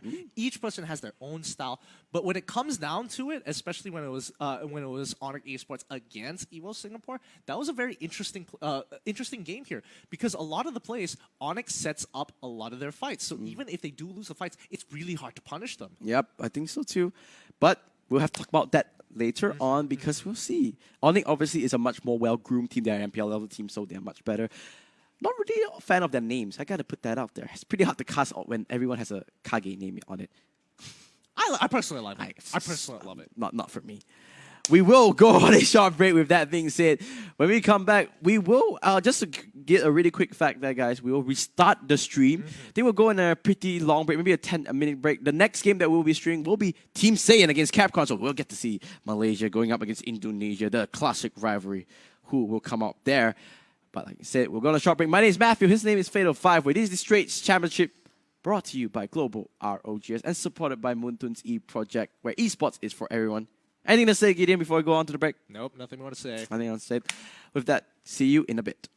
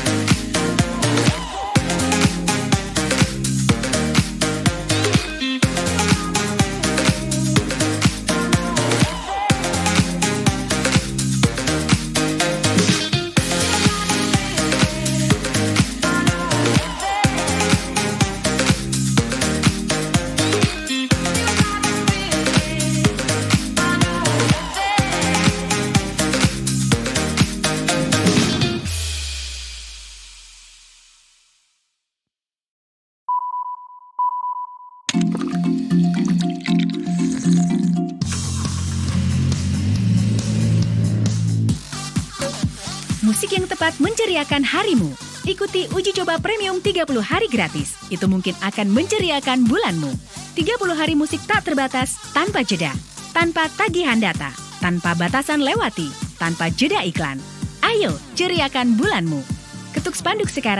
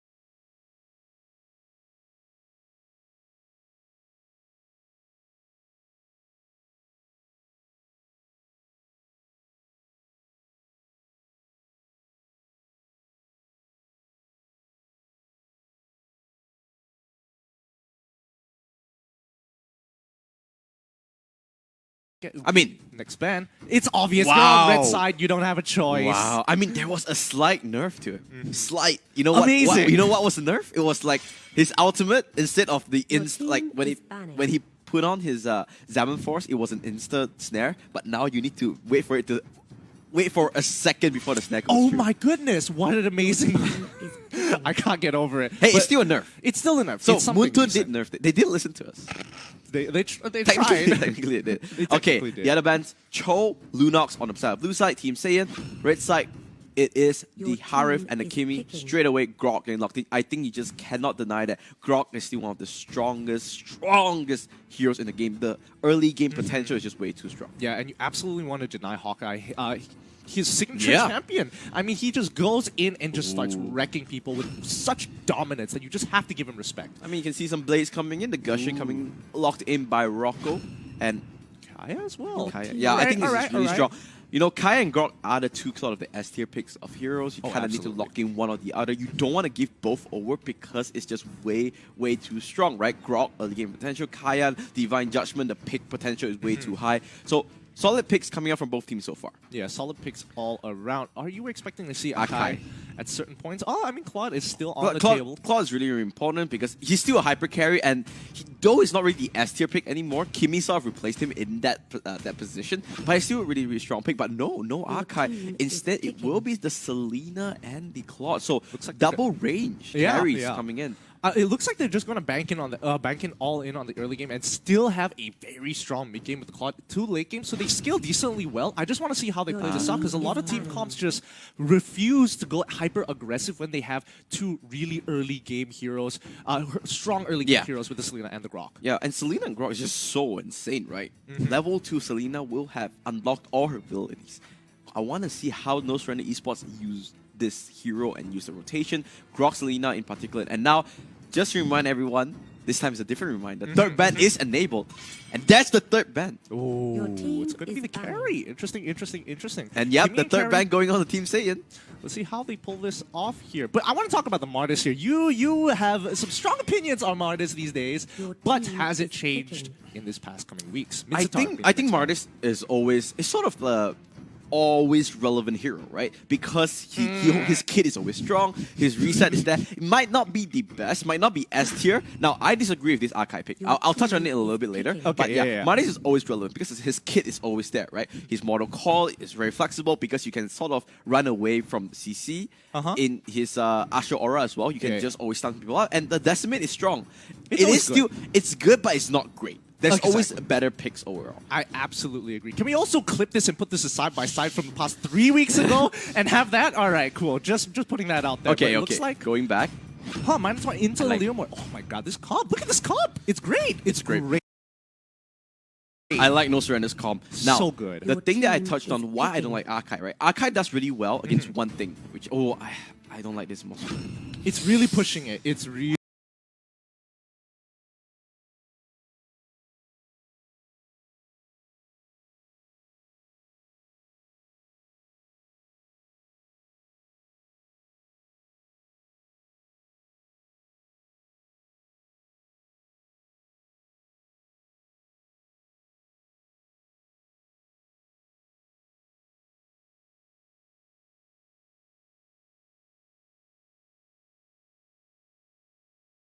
Man, it's obvious. You're on red Wow. side. You don't have a choice. Wow. I mean, there was a slight nerf to it. Slight. You know what? Amazing. You know what was the nerf? It was like his ultimate, instead of the Your inst, like team when is banning. he put on his Zaman Force, it was an insta snare. But now you need to wait for a second before the snare goes Oh through. my goodness! What an amazing. I can't get over it. Hey, But it's still a nerf. It's still enough. So It's something Moonton decent. did nerf it. They did listen to us. They Technically, tried. technically it did. They Okay, technically did. the other bands, Cho, Lunox on the side of blue side, Team SAIYAN. Red side, it is Your the Harif team and the is Kimi. picking. Straight away, Grok getting locked in. I think you just cannot deny that Grok is still one of the strongest heroes in the game. The early game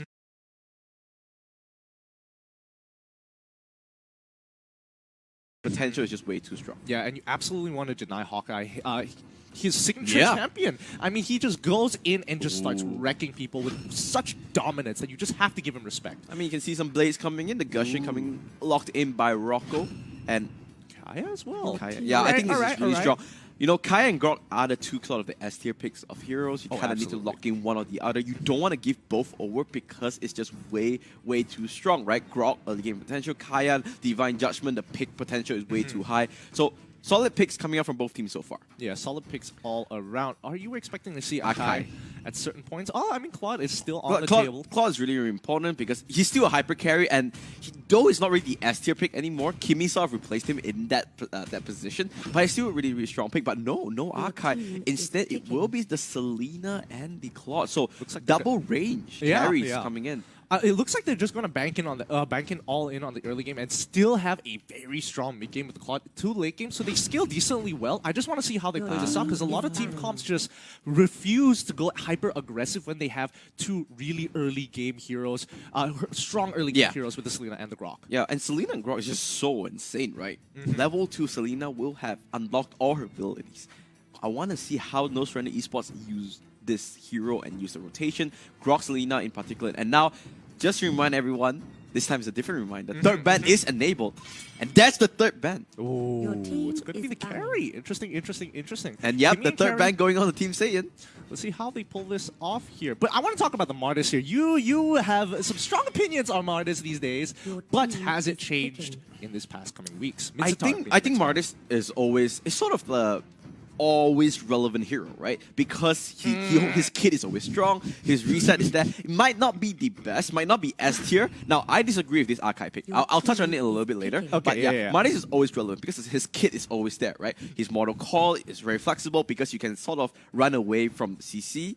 In his Astral Aura as well, you can Yeah. just always stun people out. And the Decimate is strong. It's It always is still, it's good, but it's not great. There's Exactly. always better picks overall. I absolutely agree. Can we also clip this and put this side by side from the past 3 weeks ago and have that? All right, cool. Just putting that out there. Okay, But it okay. looks like, Going back. Huh, Minotaur into the like- Leomord. Oh my god, this comp. Look at this comp. It's great. It's great. I like No Surrender's comp. Now, So good. the Your thing that I team touched is on why I don't like Arkai, right? Arkai does really well against one thing, which, I don't like this most.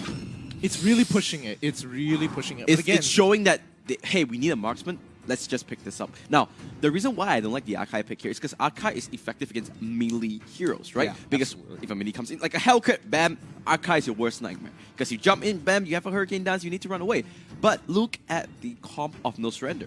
Selena, not really there. Claude as well, he's never going to get in range unless he gets caught out. And Leomord, he doesn't really care because he's so mobile. So, Sionix, I'm going to call it Zyzox or the Zyzox? Arkai? Zyzox. Zyzox on the Arkai needs to play a really, really phenomenal performance there because he needs to play a very different Arkai. Instead of a peeling Arkai, he needs to play an engaged Arkai, which is so difficult. yeah, and I have to agree with you here. The only person he can really kind of like push out of the It fight is is going to Leomord. be Leomord. Yeah, but the thing is that if Leomord's in your face, that's a problem itself. Yeah. The real damage dealers, it's going to be that Claude and the Selena from catching with the Abyssal Arrow. It's honestly going to be tough. Well, let's see. I'm going to give him the benefit of the doubt. All right. So, both drops, we know it. Gideon. No Surrender for sure. This is, I really like their composition. It's super strong, but let's see execution. We'll have to see as we load into the first game of the group stages of Group A. No Surrender will be on the blue side and Team SAIYAN will be on the red side. Just to remind everybody, now, this is a best of 2, so no matter what, there will be only 2 games. Yep. And if a team gets 2-0, that means they'll get 3 points for themselves. And if it's 1-1, both teams will only get 1 point each. Absolutely. Now, this is going to be important because they want to collect as many points as possible. Yep. So each win is going to matter in these group stages. All right, you can see Haha going with the mid Selena. Looks like he did start, he put a couple of traps in that jungle area. This is really standard stuff. No real things happening. You can see what No Surrender wants to do, right? They put a Minotaur and the Claude in the bottom lane so that they want to make sure that, hey, the Claude's safe. He won't get dived on. He just wants to farm. Meanwhile, their roaming lane is the Selena Grok. They want to make sure this works out well. Now, what they're going to do here, they're going to do the Crimson Lizard and then go to the top crab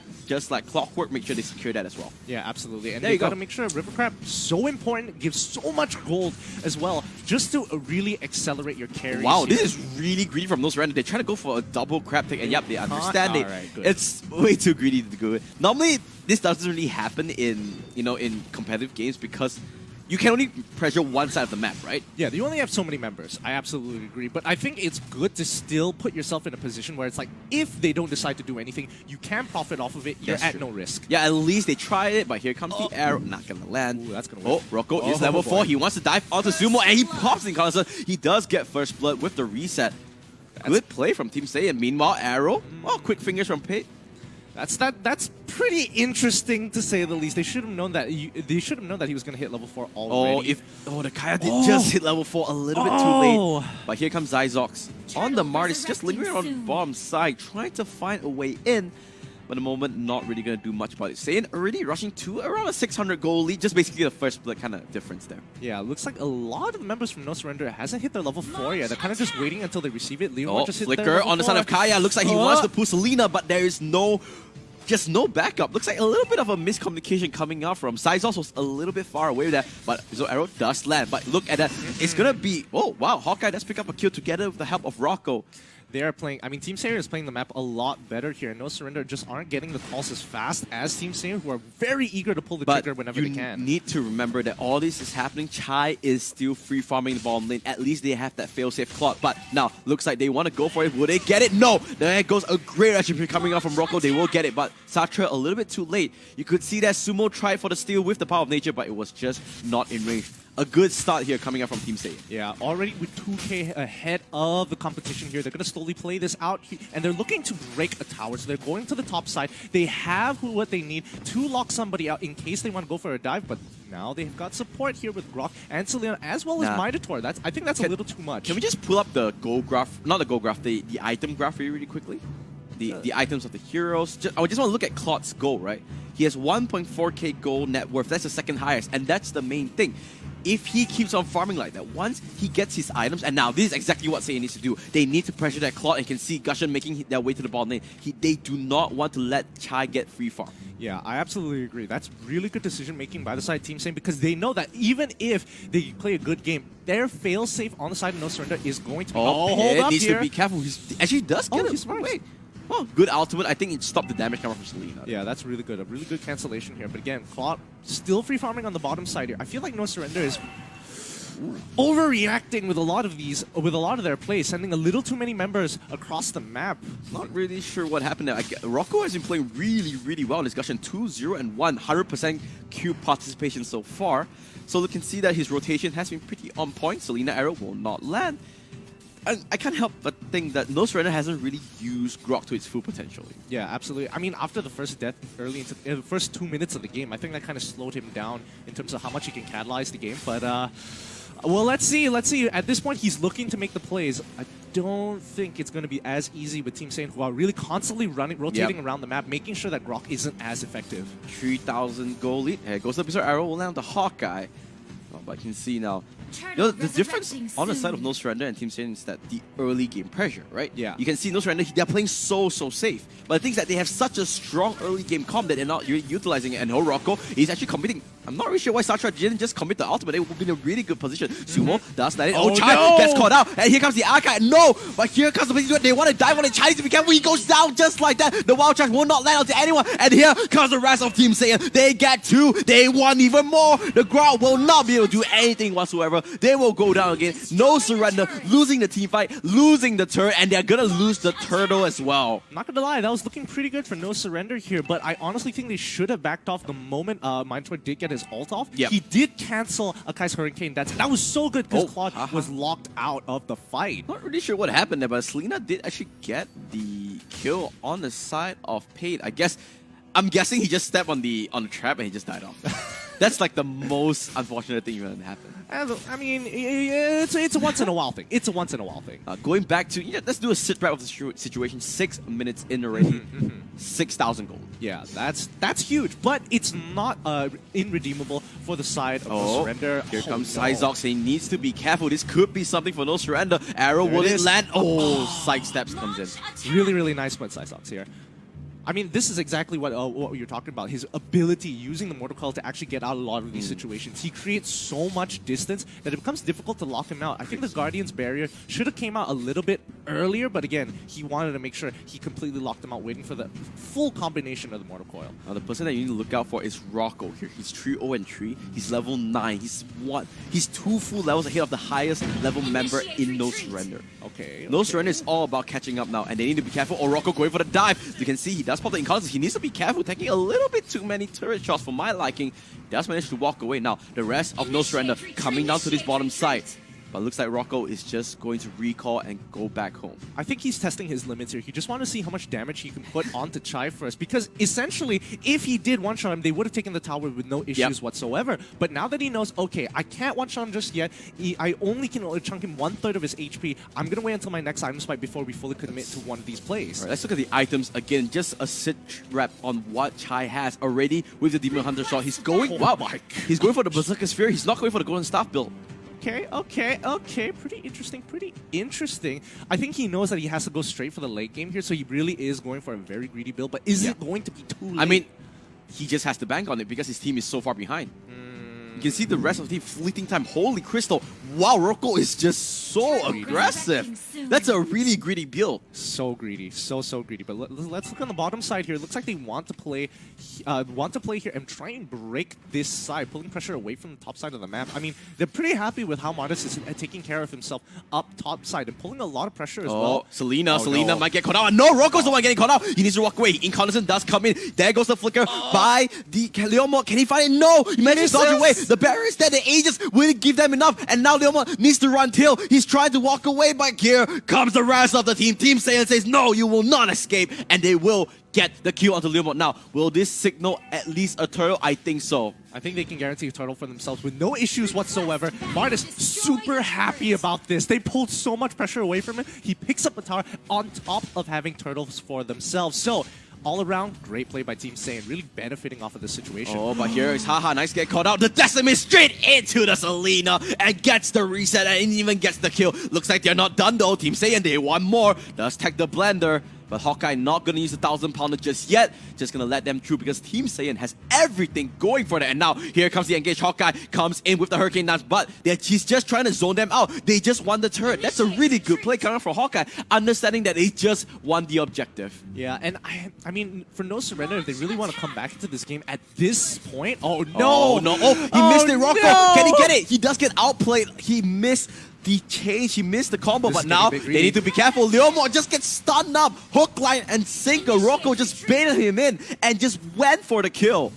Way too greedy here. Should have known, he should have known. Now this is all because he has that fleeting time, right? Every time he gets a kill on assist, there goes the cooldown on the ultimate. Just make that reduced by so much. It helps him really reset so many times. Oh, this could be the turnaround though, but a great Hurricane Dance just blocking Sumo altogether. He's forced to flicker out, but here comes the Blazing Square. Chai doing what he can, but it's not enough. And oh no, Grok went down as well. And everyone aside from No Surrender dropping like flies. Satria's the next one. They won the kill, and they want to send a message that even if they don't have their own members, they're still the same old SAIYAN. Yeah, they're doing, I mean, SAIYAN's playing a great job. I have to criticize No Surrender here. None of the ultimates were used. Sumo, he had the ultimate. He had the wild charge. Why didn't he use it? Dropping one after the other. 13-1 the kill score. 10 minutes on the clock. Looks like they want to end this game, Gideon. This is SAIYAN showing loud and proud. They're still the same old team. Hawkeye playing excellent. Whoa, actually, Martin's getting executed and Satra hitting absolutely nothing. Rocco just having a highlight reel for himself. He might go down, but no, the Winter Trojan's there. He gets the courage bro as well. He's staying alive. He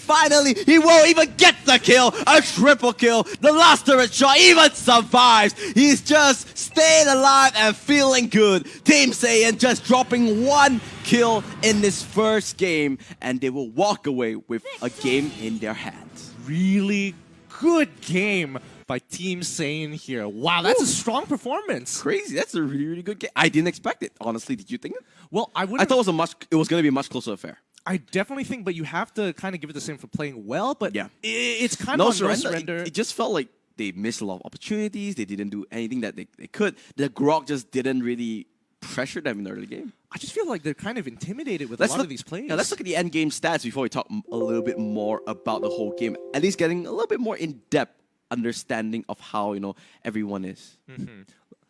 Oh, the end. Oh, there you go. There goes the end. A nice little transition that we have there. But you can see, wow, No Surrender. They just didn't have the opportunity at all. Selena, 36% damage, the only Q he had. And that's the problem with Claude at the moment. He needs so long to just get going. Yeah, I mean, honestly, even with the amount of farming he did, he kind of can't really get into a lot of these fights, especially when you have an Akai who's consistently, and we were trying to pin this down that Hawkeye has to go for these big engages, but he played extremely well, played a lot of the pressure game here. He exactly played the Akai that when you see, right? Exactly. He played the engage Akai instead of the peeling Akai. He, from minute one, just went full on engage. He went for the dives and he played aggressive, and that's what you need in this composition. Yeah, absolutely. And I honestly think when it came to it, No Surrender just felt, they just looked so intimidated by Team SAIYAN here. Yeah. And I think they need to just shake it off. Team SAIYAN is just as human as anybody else. I think it's just that psychological factor. It's like, oh my god, it's SAIYAN, it's my idol. I mean, oh my god. Well, I don't know. Maybe it's a psychological thing. Yeah, I think so too. But honestly, when it comes down to it, No Surrender, they had opportunities, 2 major points. Yeah. Especially down on bot side. I think they're just not playing up to par, honestly speaking. They're not playing up to their own playstyle. We saw it during the qualifiers, they just walked over Bono Dragons in that final game. And they have quality. We know about that. It's just that maybe it's early. We talked about this a lot. It's early in the morning. Okay, fine. Early in the afternoon. Okay. To be more technically correct. So sometimes these players, they start really late at night. Yeah. Maybe they just need it. Sometimes they just, get the jitter off, get help wake themselves up. I mean, even we need to warm up. Absolutely. But honestly, they got to use their ultimates a little bit more efficiently. They have opportunities. We have seen them try to make these opportunities work, but they just don't pull the trigger enough. It's like, not really sure. The jitters. Yeah. The jitters. They gotta get that off. But well, luckily, this is it's a best of two. They can still rescue a point. That's really, really important. They need to understand this is a long, long group stage. Oh, yeah. That 1 point would mean so much for them if they manage to get it. They just got to make sure. The graphics a little bit. Yeah, there you go. Yeah, but honestly, if they can stop at least getting a game off of Team SAIYAN, it's going to be a confidence boost, but it also denies Team SAIYAN 3 points. Yeah, 2 points. Oh, sorry, 2 points. Now let's look at the other games, just to remind everyone what is happening in ONIC. Already winning Capcorn in that game. No more Capricorns. It's all Capcorns. Definitely. I mean, they played Capcorn. You have to give it to them. Their group, Yeah. their group. Sorry, their group stage. The qualifier was really fun to watch. But then again, it's ONIC. I think it's still 0-0, if I'm not mistaken. 0-0. Yeah, it's 1-0. 1-0. Yeah, I think it is 1-0 to ONIC. Yeah, 1-0 to ONIC. Yep, it is All right. 1-0 to ONIC. Then, yep, just want to make sure 1-0 to ONIC. A little bit sorry about that, but the Team Fallen and Old Friends game is still going on, guys. I mean, we had a really fast first game. Yeah, really fast first game. Now, what do you expect from game 2 a little bit more? Do you think No Surrender is like, oh my god, we're not playing up to par, or Team Saiyan is just going to walk through? Do you think No Surrender will wake up? I honestly think No Surrender needs to wake up here. It's not like, oh, do they I mean, want they to can't wake up? afford to. These are the games that you need to come up strong. These are the games that you need to get a result in order to finish top 4. Just to remind everyone about the format, right? There are 7 teams in the group stage for each group. Yeah. Finish top 4, you walk into the playoffs, and that's what you want. This is going to be a struggle here, especially for No Surrender, because here's my 2 cents on this. No Surrender definitely feel intimidated. They need to start being. I mean, it's not like the decision making was wrong. You saw them try to play active on the top side. Yeah. The bottom side was collapsing. Modest was playing a decent game, playing overall a decent game. So they were struggling to actually get them off, but pulling the trigger seems to be execution, and pulling the trigger seems to be a main issue for I No think so Surrender too. at this point in time. So hopefully they can come over that mental block and maybe push through and give a tougher game, because I think they just gave so much leeway to Team Saiyan. Honestly, their draft was good. Yeah. They played really well. Oh, the draft was great. Maybe it's just I mean, both of us like their draft. Maybe they just played a little bit scared. It's like I said, jitters, something like that. Yeah. It's been a long series, and going up against Saiyan, it's like your idol, something that you kind of idolize since the beginning. Yeah, Who knows? yeah. Maybe it's all those small little psychological factors. But yeah, just to remind everyone, these are the games that are happening at the moment. No Surrender Esports, we just saw No Surrender Esports going up against Team Saiyan. Saiyan up 1-0. ONIC against Capcorn. Team Fallen against Old Friends. ONIC is 1 game up against Capcorn as well. Yeah. What do you actually think? Actually, what do you think about the new system? Once they've already implemented, especially here, is the 3rd ban. I think it adds such a big layer of depth. Right. Straight away they go like, hey, this is how you kind of need to adapt in the middle of it. And it's really interesting. I really like it. It you know, as someone who analyzes a lot, it just adds a layer of intellectual into the game. Yeah. A good amount of depth. Yeah, with that being said, let's go into the second game of the draft and let's see whether anything will change. Draft coming straight in here. Let's see. Looks like they're really thinking about what they want to get rid of. Cho going to be the Your first team ban. Looks is like a lot of banning. teams have kind of. Yeah, especially so division the thing teams. about Cho is that Cho is really, really strong because it's a flex pick, right? You can play him as the off-lane fighter Cho, or you can play him as a pure tank Cho, and you don't really want to do it. And a fighter Cho, a good fighter Cho, that is so scary. Yeah, he really, really is. I mean, if you're heckin' good at it, it just there's so much helplessness you have around it, because he's got a lot of mobility, he's got a good amount of damage, can abuse the early game. Later in the game, he kind of loses that effectiveness in terms of damage, but Yeah, he can play Your I mean, team that is assassin. banning. Wow, Harip is banned. amazing! Whoa, big Whoa, surprise! That's Wow, crazy. look But at yeah. the surprise on my face. Wow, I'm a little amazing. surprised. But I mean, again, they got to get rid of Luna. The question is whether they want to get rid of Kimmy here. I feel like Kimmy is one of those like borderline depending on which team wants. It's sort of like S to A, maybe A+. A+. It's not a must ban, but it's sort of like if you don't ban it, you need to understand you're gonna face some issues about it. Either you have a way to play around it, or you're very happily like, okay, we can take her on. Yeah, I think so too. Now, Team Saiyan, what are they gonna take away? And it looks like they Your are gonna take team away the is Leo banned. mod. Okay, okay. Interesting. That's pretty interesting. Getting rid of a fighter. I Maybe mean, they want to first pick the Grok. Grok is still open. Lunox is still open. I kind of feel like No Surrender has to take away Lunox here. They but take away the Kimmy. So yeah, I think they have to take away the Grok here. Is They picking. have to first pick Grok. I mean, Lunox is on the table though. Now, Grok is much stronger than Lunox, I think. I don't think so. Personally, I don't disagree think with this. so. I think Your Grok is team so much is stronger. picking. Really? I'm kind of butting heads with you only because I feel like Lunox has just by the time she hits level 4, just Grok loses all her pressure against Lunox. Yeah, in I mean, general. but you know, Grok's still the S tier pick. Oh, yeah, You can't just absolutely. lock it. You know, I'll be surprised if they take the Grok and the Kaya as well. That's just locking 2 really strong tanks away. I feel like Kaya, not necessarily They do Kaya. it. They do it. Okay, all right. They do Your take the Grok and team Kaya. is picking. So now, Team Saiyan, they still have the Akai, to be fair. Yeah. Akai and Minotaur was the other 2 picks that we saw. So let's see whether Team Saiyan will follow that trend. But Claude is open and Ao is... I think I'll finish the previous season as top global clock. Top global clock. Looks Yep. like they're gonna pick Martis again. They're gonna pick all their carries first. Your team is picking. I mean, this is the third ban coming into fruition, right? Straight away, no surrender. They just need to ban tanks in the third phase. Yeah, but I mean, the draft is really interesting here. They pick Martis third again. I don't know whether they're very happy. Your They're team- very I mean, happy Mark, with like I said, any Martin is a matchup. neutral hero, right? You don't do. If you're really good at it, you can just pop off. If you're bad, it's a little bit hard to see, but he always does his job. He's a really strong early game. He can split push really well, and if he gets into team fights, he's sort of useful as well because the decimate, the reset is really good, and the Astral Aura can stun so many people. Yeah, I just personally feel like when you're going up against like these big fighters, getting rid of Leomord just to allow Martis to go through, real great. Does he go well against Thamos? I honestly think Thamos just beats him in the duel in general. Yeah, but the so thing is that it's- you need to question whether they even want to pick the Thanos spot. Now let's see the third ban. What are they gonna go for? Your team is picking. Oh, looks like there is a little bit. Now we'll just talk. Let's just continue as it is for now. So no surrender. They are gonna continue their picks here.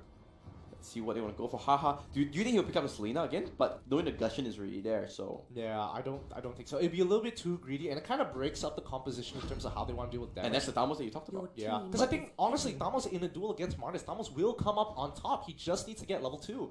Now let's Once see. he's- And that's the archive we talked about. They need 2 tanks. They need the 2 tanks. Lolita is something that we kind of missed out. But do you think Lolita's good here? Like, what can he really block? Only the Your team Gushin is Gushin picking. knives. I mean, honestly, you can lock down, you can have single target lockdown onto the Gushin as well, but in most situations, it's hard to get on top of him when you have 2 tanks like the Kaya as well as the Grok constantly putting the damage into you. But let's see what their last pick is. It might be They need a carry. They need a hyper carry. yeah. Moskov is something that Saiyan picked last game. I don't think it works really that well. Carry's still on the table though. I like this. I like this pick. Ooh, I don't like this pick. You have such a bias against Carry, don't you? You really don't like Carry at all. Okay, he locks it in. Let's see how he does. Okay, let's see how he does. Because I think Harley is much better because you already have that physical sort of damage output from the Damas, so you don't really need physical anymore. You still have that kind of threat. And Harley is just so strong to just burst out someone like Claude. Claude is so slippery because of the battle mirror image. You can just go in, go out. If you can burst him down with the deadly magic, it will mean so much. I think you're forgetting that Thamos is going to be that fighter who will get into the fight Yeah. just to peel. So you need that constant DPS. I don't think Thamos can provide it by himself because he gets chunked out so quickly. You're going to go That's up true. against the likes of Lunox. You're going up against the likes of Claude as well. I guess I just liked it more because you can burst heroes down with the Harley. Because, like I said, you have Lunox, you have Claude, and they're just so slippery. I don't think that would be good because they did have Lolita as well. So had he gone But then you gone can, for it. I guess it's tomato. Let's see which one works much better. But we are going into the second game. Team Saiyan put on a formidable display in game 1. What will happen in the second game? Will No Surrender come out strong? Or will Saiyan show their full force once again as we load into the battlefield of this game? Now let's see the distribution of their heroes as they go into the battlefield. Looks like they are climbing together. Not too sure which buff they're going to be starting on here. Oh, they're doing a lane swap. Huh. Interesting. They're holding Grok. They want to chunk out the mid laners as soon as possible. Yep, here it comes. But it's not going to be too much They're damage. putting Lolita in the mid lane, so looks Hold on, like they need to respond to this. Are they wow. not gonna... Yep, Hello? 3-man mid. They are gonna get that first rotation in, so Team Saiyan will be the back foot a little bit. Now this looks like there is the update. So ONIC did win the first game, and this is why I don't like Carry, right? Carry, he cannot fend for himself. I mean, obviously Carrie's not supposed to fend for himself, but the problem is why is Carrie bothering to go into lane? She can just wait for it Oh, there and could be a slowly play dive. off. Look at that. Owl No, just they being can't dive so just yet. aggressive. I mean, he's with level 1, right? If Yeah. the Archive is level Level 2, two, it's then much, yes. much stronger. I'm a little confused on what they're doing here because they did have rotations with Kaya and Grok. They were trying to figure out where they were going to start, but I don't think this is the way to do it. They have to get the initial information. If they start it, they see the lanes, everybody's in lane, immediately go to your lane. There is no point going into the jungle and saying, hey, I wonder if they took one of the camps. Yeah. It's kind of intuition at this point. Oh, so far so good. Team Saiyan has a slight lead, but you can see the crab will be split 50-50 as Saiyan will secure the top one, and the bottom one will go to No Surrender. But Grok playing super aggressive. Oh, wait a second. Juno Fly, you need to be careful with that. Almost getting engaged Oh, on. don't stick your nose out. Please don't stick your nose out now because it looks like Oh, they're wait, trying to Juno set Fly. something Wow, up. he's playing so aggressive. He walked into the brush. And remember, Yeah. he has no flicker.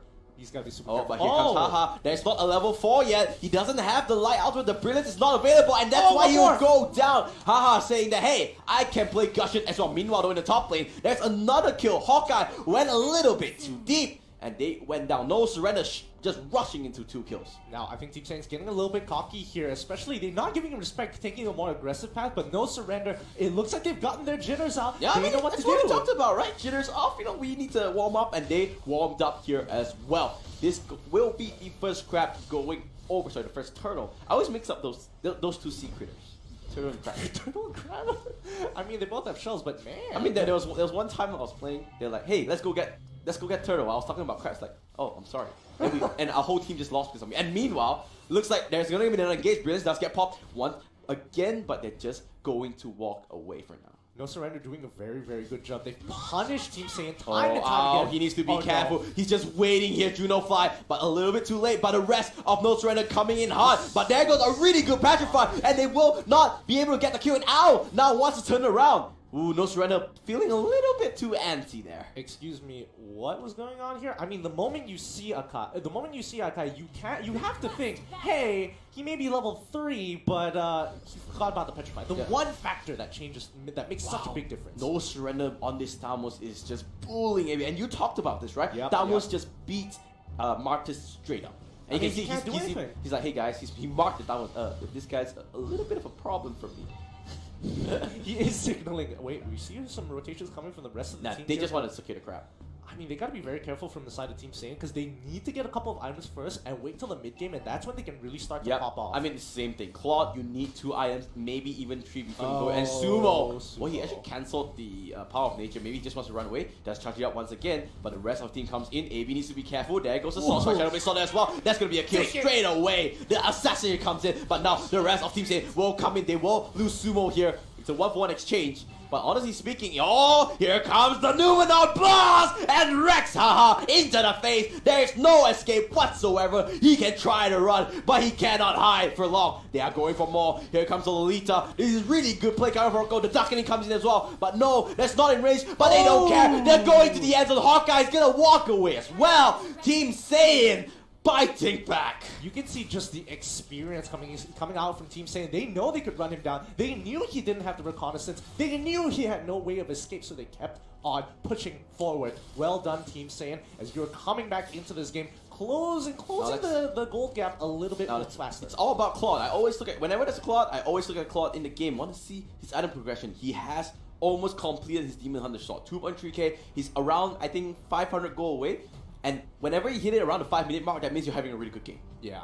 And I mean, once he gets it, he will have some sustain, but he still needs that golden staff. I mean, but look at the top. Kaya, no, there's 3 members coming in. Can Kaya hook him in? Divine Judgment comes in and hook, line, and second. But no, they missed out all their skills. No, can he run away? No, auto attack. He do get it, but they almost messed that up. But Sumo Diver, he's diving a little bit too deep. A good wild charge, and the rest of the team, Satra, went in a little bit too deep here. Here comes the Hurricane Dance. Brilliant, does get popped on the top side. Looks like the Ludok, they want to go for the assassination, and Judo Fly will drop in the hands of Pain. He might go for more, and there goes the Lunok with the double kill.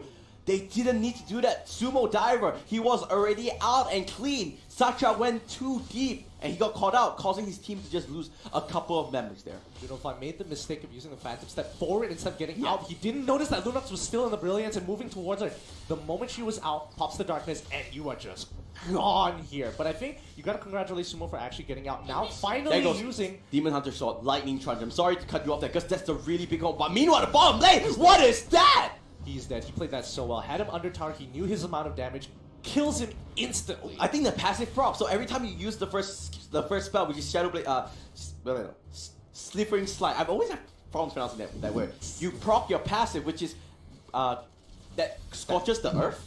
So if it hits the target, you will get stunned up. But now here comes the engage from Team Saiyan. Will they want to go for this? They are really, really deep. The blender does proc onto Grok, but ow, he's feeling confident. He knows his item spike is here, and Hawkeye, he's just gonna tank it through. Where's the Hurricane that just locks him down? No escape whatsoever. Hawkeye comes in, and he's gonna walk out, but they want more. Lolita with the ultimate, the flicker comes in. Haha, will he get away in time? He does walk away. Will it be enough? No, is the answer. The rest of Team SAIYAN is happy with what they got. They will get the turret, and look at the goal lead, Gideon. Straight away 2,000 on the side of No Surrender. I'm not sure whether Sasha had his ultimate there, but I definitely think he could have just instantly put it onto Hawkeye, locking him down to buy enough time for Carrie Junofly to actually try and make it out of there. She might have still died, but at least you might have given yourself a better chance to at least trade 1-for-1. The one thing that you need to be careful is this Tamos is getting huge, but looks like there will be a small little engage. You can see Haha just lingering around, waiting for the dive. They do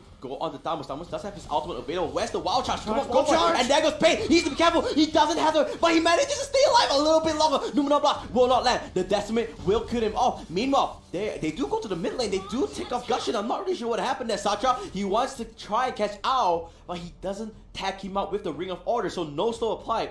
This is a lot of fights across the map. A lot of, I guess, skirmishes coming in, and it looks like it's not done yet. They're waiting, they're baiting him out. Here comes the charge, here comes the stun, and here comes the kill. And AB, he manages to even walk away there. Team SAIYAN has everything going for them. Yeah, and now Golden Staff already bought by all here. That's going to be huge for him. He's going to be chunking people out left, right, and center. Rocco is so aggressive. You can see he is just lingering. He has no right to be here. His team is not even close. I mean, he's the living ward. He's making sure that everybody's in check. Sees the rock. It's not going to be a problem. This could be a huge steal here. He does actually get spot out. He's outside the brush. When he get it, then he get it. No, he doesn't get it! Even without the retribution. But he will be able to walk away. Haha must get out of here. Ow, he's feeling confident though. But he needs to be careful. Oh no! 4 members of SAIYAN waiting for Satra in that brush. He will go down. And now Team SAIYAN, they're gonna try and run No Surrender over. Junofly doing what he can, but it's just not enough. Siron, say goodbye, because you are going down as well. But now the rest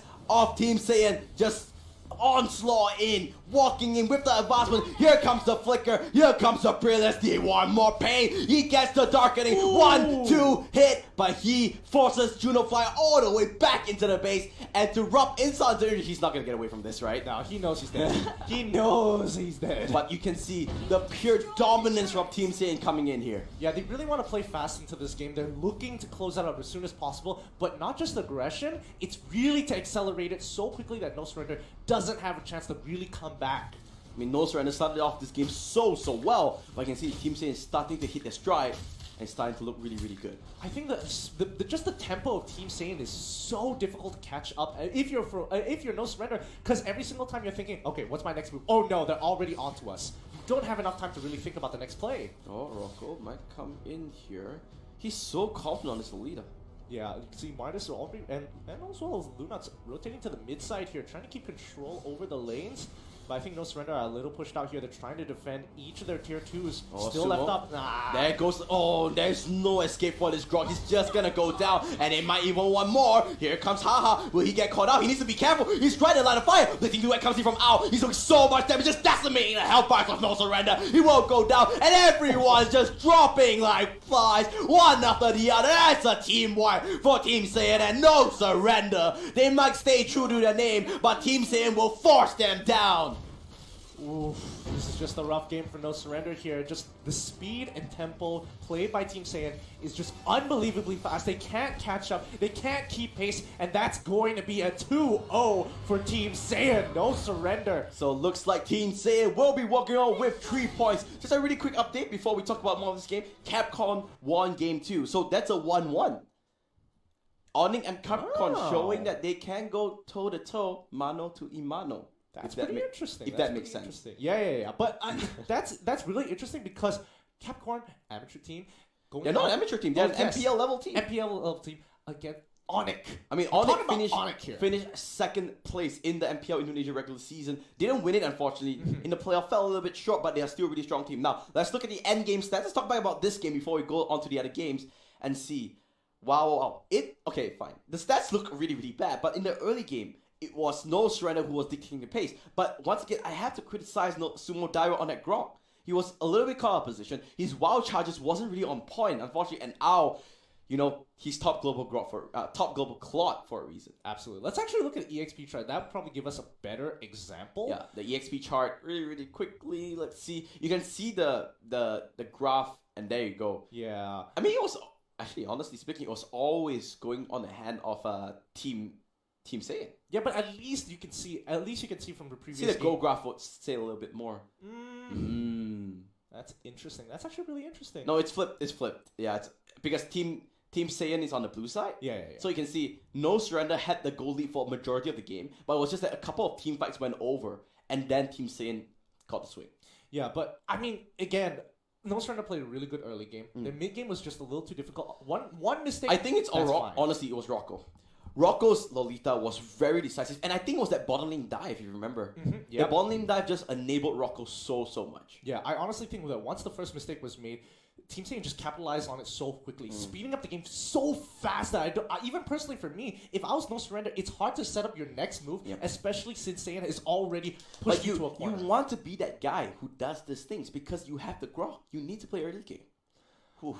It's kind of hard to predict where the next play That's is true. going to be. Let's look at the other games really quickly. Let's have a really quick recap of what's happening around the other side of the group stages.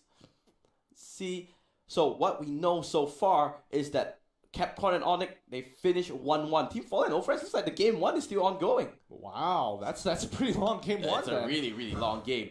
Now, with that being said, I think let's look at I think we have the standings ready as well. Is it up there? No, looks like we will show that after we go on a short break. But yeah, so far, first game of the day, first series of the day, what do you have to say? That was good. That was very energetic. It wasn't slow. A good warm-up for us. Exactly. It wasn't slow and tactical where it's just like, all right, yeah, slow and mellow. This was just Bam, bam, bam, bam, bam. continuous fighting, continuous pressure. Really good games. All right. With that being said, we will go on a short break. But when we come back, who do we have? I'm gonna quiz you. Who do we have? Who's gonna go up against one another? Who are we showing? I'm gonna give you a hint.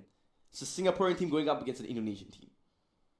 Evos? And come on, no hints. See, I don't It's right there in your face. It's ONIC Esports. Evos Singapore against ONIC Esports coming up to you. That is going to be a really interesting game. But before that, we will go on a short break. My name is Matthew. His name is Fatal Fireway. This is the Strait Championship group stages. No more qualifiers. Gotta get that out of my hand. And this whole thing is organized by Global ROGS and supported by Moontoon's E Project, where esports is for everyone. See you in a bit.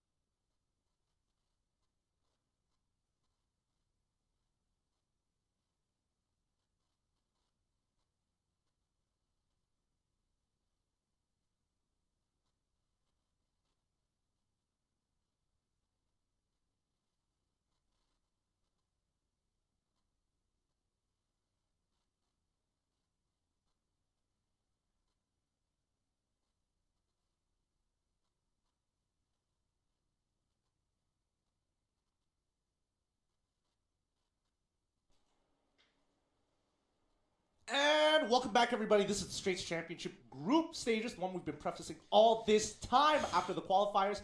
My name is Fatal 5. Wait, this is Matthew J. Whew. This is going to be a great, great day. Man, I mean, I can see you're really excited about this group stage. Yes, yes, yes, yes. Okay, I'm extra excited here. So I'm gonna transition a little bit from an all Malaysian affair into an all animal fight out. Oh no! Oh no! This is not going to go well. I already know this isn't going to go well. Keep going. Before this is the Strait Championship, brought to you by Global ROGS, as well as supported by Muntun's E-Project, where esports is for everybody. Now, just a reminder, bro, this is going to be the round 2 matches. Previously, it was round 1, SAIYAN, Team SAIYAN versus No Surrender, and now round 2, this is going to be ONIC versus. Let's look at the matches first. ONIC against Evos. Yeah, and this is why you want to. I'll let you do the prefacing a little bit. We do this a lot. It's but really you know, we'll figure out whether it's a lion, right? Yeah. You know, I always mix up lion and tigers. To be fair, the logo for Evos is kind of like you're not too sure It's whether like it's a tiger or lion. white. I think it's a very clear white lion. It's my fault. Really? I'm just not really good with animals, but it's a lion against a hedgehog. It's just the art style with the stripes. It kind of takes you like, oh, is that a? So Gideon, is a lion better or hedgehog stronger? I mean, I- hedgehog has spikes. Have you ever held a hedgehog before? Yes. It- I don't know where you're going with this, but No, I okay. mean, no, because I have a friend who actually owned a hedgehog. Uh-huh. So he actually, I mean, you see cartoons, you're like, oh, it's so spiky, and I touched it. So he taught me that if a hedgehog is angry, the spikes will be sharp, like will be hard. If a hedgehog is friendly with you, the spikes will be very soft. So let's see if ONIC is angry or happy. You see what I'm talking about, guys? But honestly, this is going to be I'm not going to lie, this is going to be a really exciting game. Move away from the jokes. Evos, Singapore, first runner-up in MPL Malaysia, Singapore. Yep. ONIC, second runner-up in MPL Indonesia. Obviously, both teams, they have quality. It's really good quality. Yeah, and what are you gonna expect? It's been a while since you saw Evos Singapore play, because they didn't play the qualifiers because they got invited straight. And you know, with due respect, they do deserve the invite. But going into it, it's been a while. New meta, Yeah. new patches. Mm-hmm. Do you think Evos has something to live up to? Personally, I don't think they have anything to live up to. I mean, there's obviously Expectations. There's obviously expectations, but if you were Evos in this situation, this is just the early stages. Lose 1-2 matches, get back into it. You're playing against some of the highest teams. Maybe take a couple of them seriously, Yeah. but just to really just flex out, stretch your legs until it's time. It's gonna be wake up. Exactly. It's the evening. Look, It's the evening. it's in the evening. Let's look at the brackets really quickly. It's gonna be a long day. Okay, gotta stretch out. Gotta make some jokes. Yeah. Some little jokes. Let's look at the brackets so far and see what has been happening throughout. And yep, we just saw Team SAIYAN top of the leaderboard. That's a familiar sight. And ONIC Capcom 1-1 so far because they did draw against each other. And just to update everyone, Fallen and Old Friends. That was a really long game 1. Yeah. And they are just starting game 2. Yeah, so they're still going to be playing against each other throughout. But in this round 2, it's going to be exciting to see who are going to make the most out of the group stages. Looks like Fallen has already gotten 1 point, so they can either go 2-0 or go 1-1. So at least they secured 1 point for themselves. That's always good. And remember, this group stages, every win is important. That 1 point, just that 1 point, can get you into that top 4. I mean, you can see this could be the end result. Evos could be out. Oof. Evos. Highly unlikely. Hey, highly unlikely. Screenshot but this. Show that Evos is bad. Doesn't matter if they have not played any game. Casually defaming them. I'm just joking, by the way. Looks like the teams are ready. Ooh, when the teams are ready, you know what that means. That we're going to be going into the draft really, really soon. But hopefully, Evos has been catching up with the meta. They're ready to play. They've been streaming every day. Oh yeah, I mean, player quality. You have to give it to them. They're good. They're good. But playing as a team and especially competitive, let's go look into the draft and find out. Let's see as we do load in to the draft of the second series. Evos against Indonesia. Oh, I like this so much. Look, the hedgehog is no, it's not around. Okay, game two.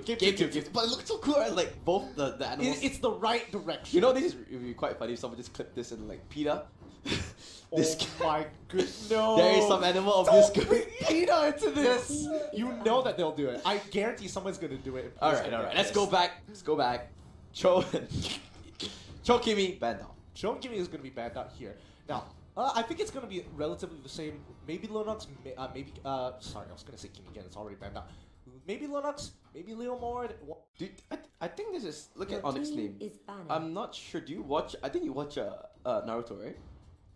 Where are you going with this? But no, I mean, look, it's all Kage. I'm just asking. As I know that Hokage is it's a Naruto reference. Yes. But are the rest Naruto references as well? Yes. What?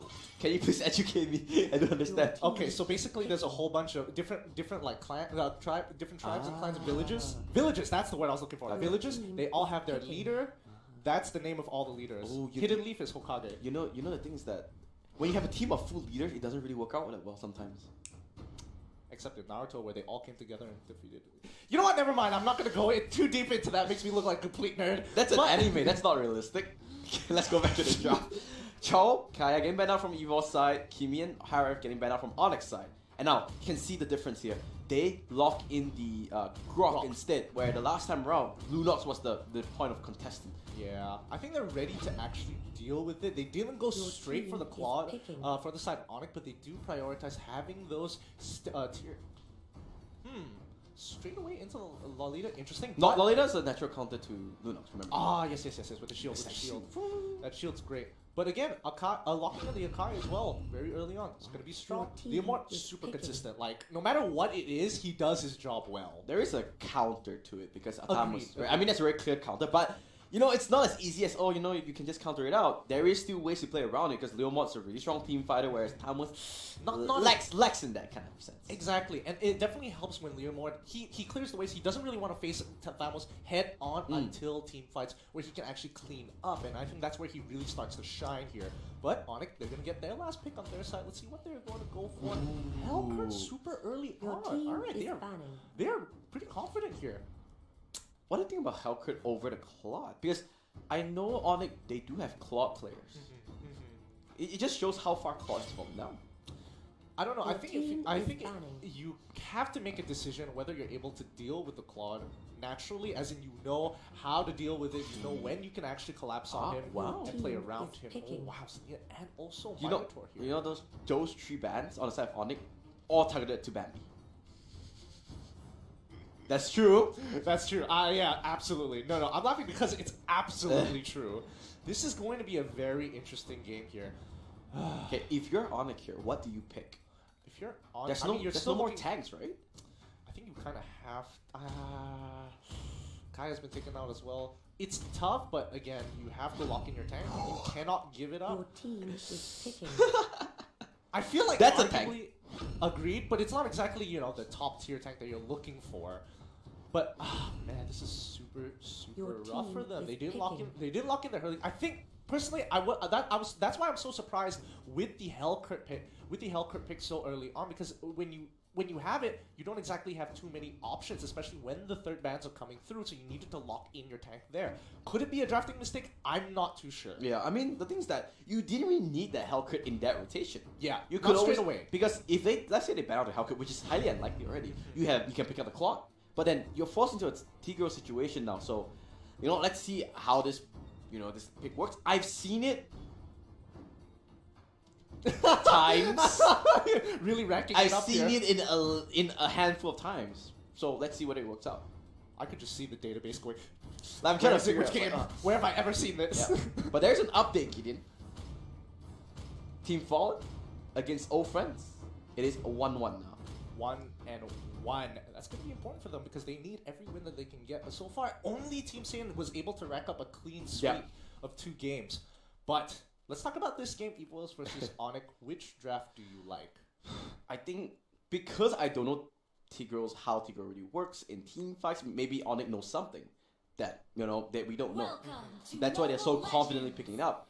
But for now, I think Evos has the better draft.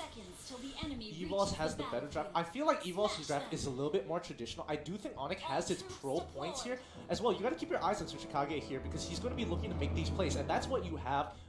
That's what happens when you have a Tigreal because you're looking to actually push people with that shield rush into the opposite direction, into your tower maybe, and look for these big plays. But the problem is it's hard to let. Oh my gosh!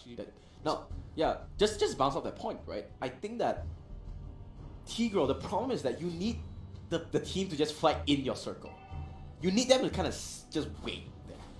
And you have no control, right? There's no like a... I mean, yes, you do have Archive, so I guess the combo is there, the Hurricane Dance into the ultimate, but it's so iffy there. I feel like Sushi the problem is with him as a tank, he does one thing really good. He engages and then that's kind of it. He's just done. Well, that looks like there could be an engagement. Wow, the damage coming out from Ace, that's a little bit high. That's a full brawl level 1. This is something we don't see every day. So needs to be careful. He might get slide off there. He does.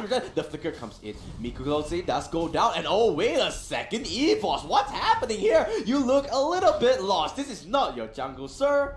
And they just lose 3 members. Oh my goodness, Hokage just... Oh my goodness.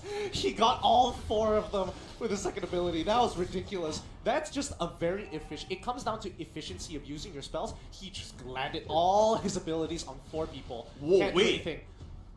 Who got the crab? Oh, wait. Wow, Potato. I mean, I'm surprised he got that. I'm so surprised he got that. But again, they've spread it out once more. They're looking to get these fights in. Just to bounce it off, because it was so early on in the fight, right? Everyone only had like 1 ability, 2 abilities at most, and because Hokage, he had that Cosmic Fission, which is just so strong in the early levels, right? The slow, the damage is so insane.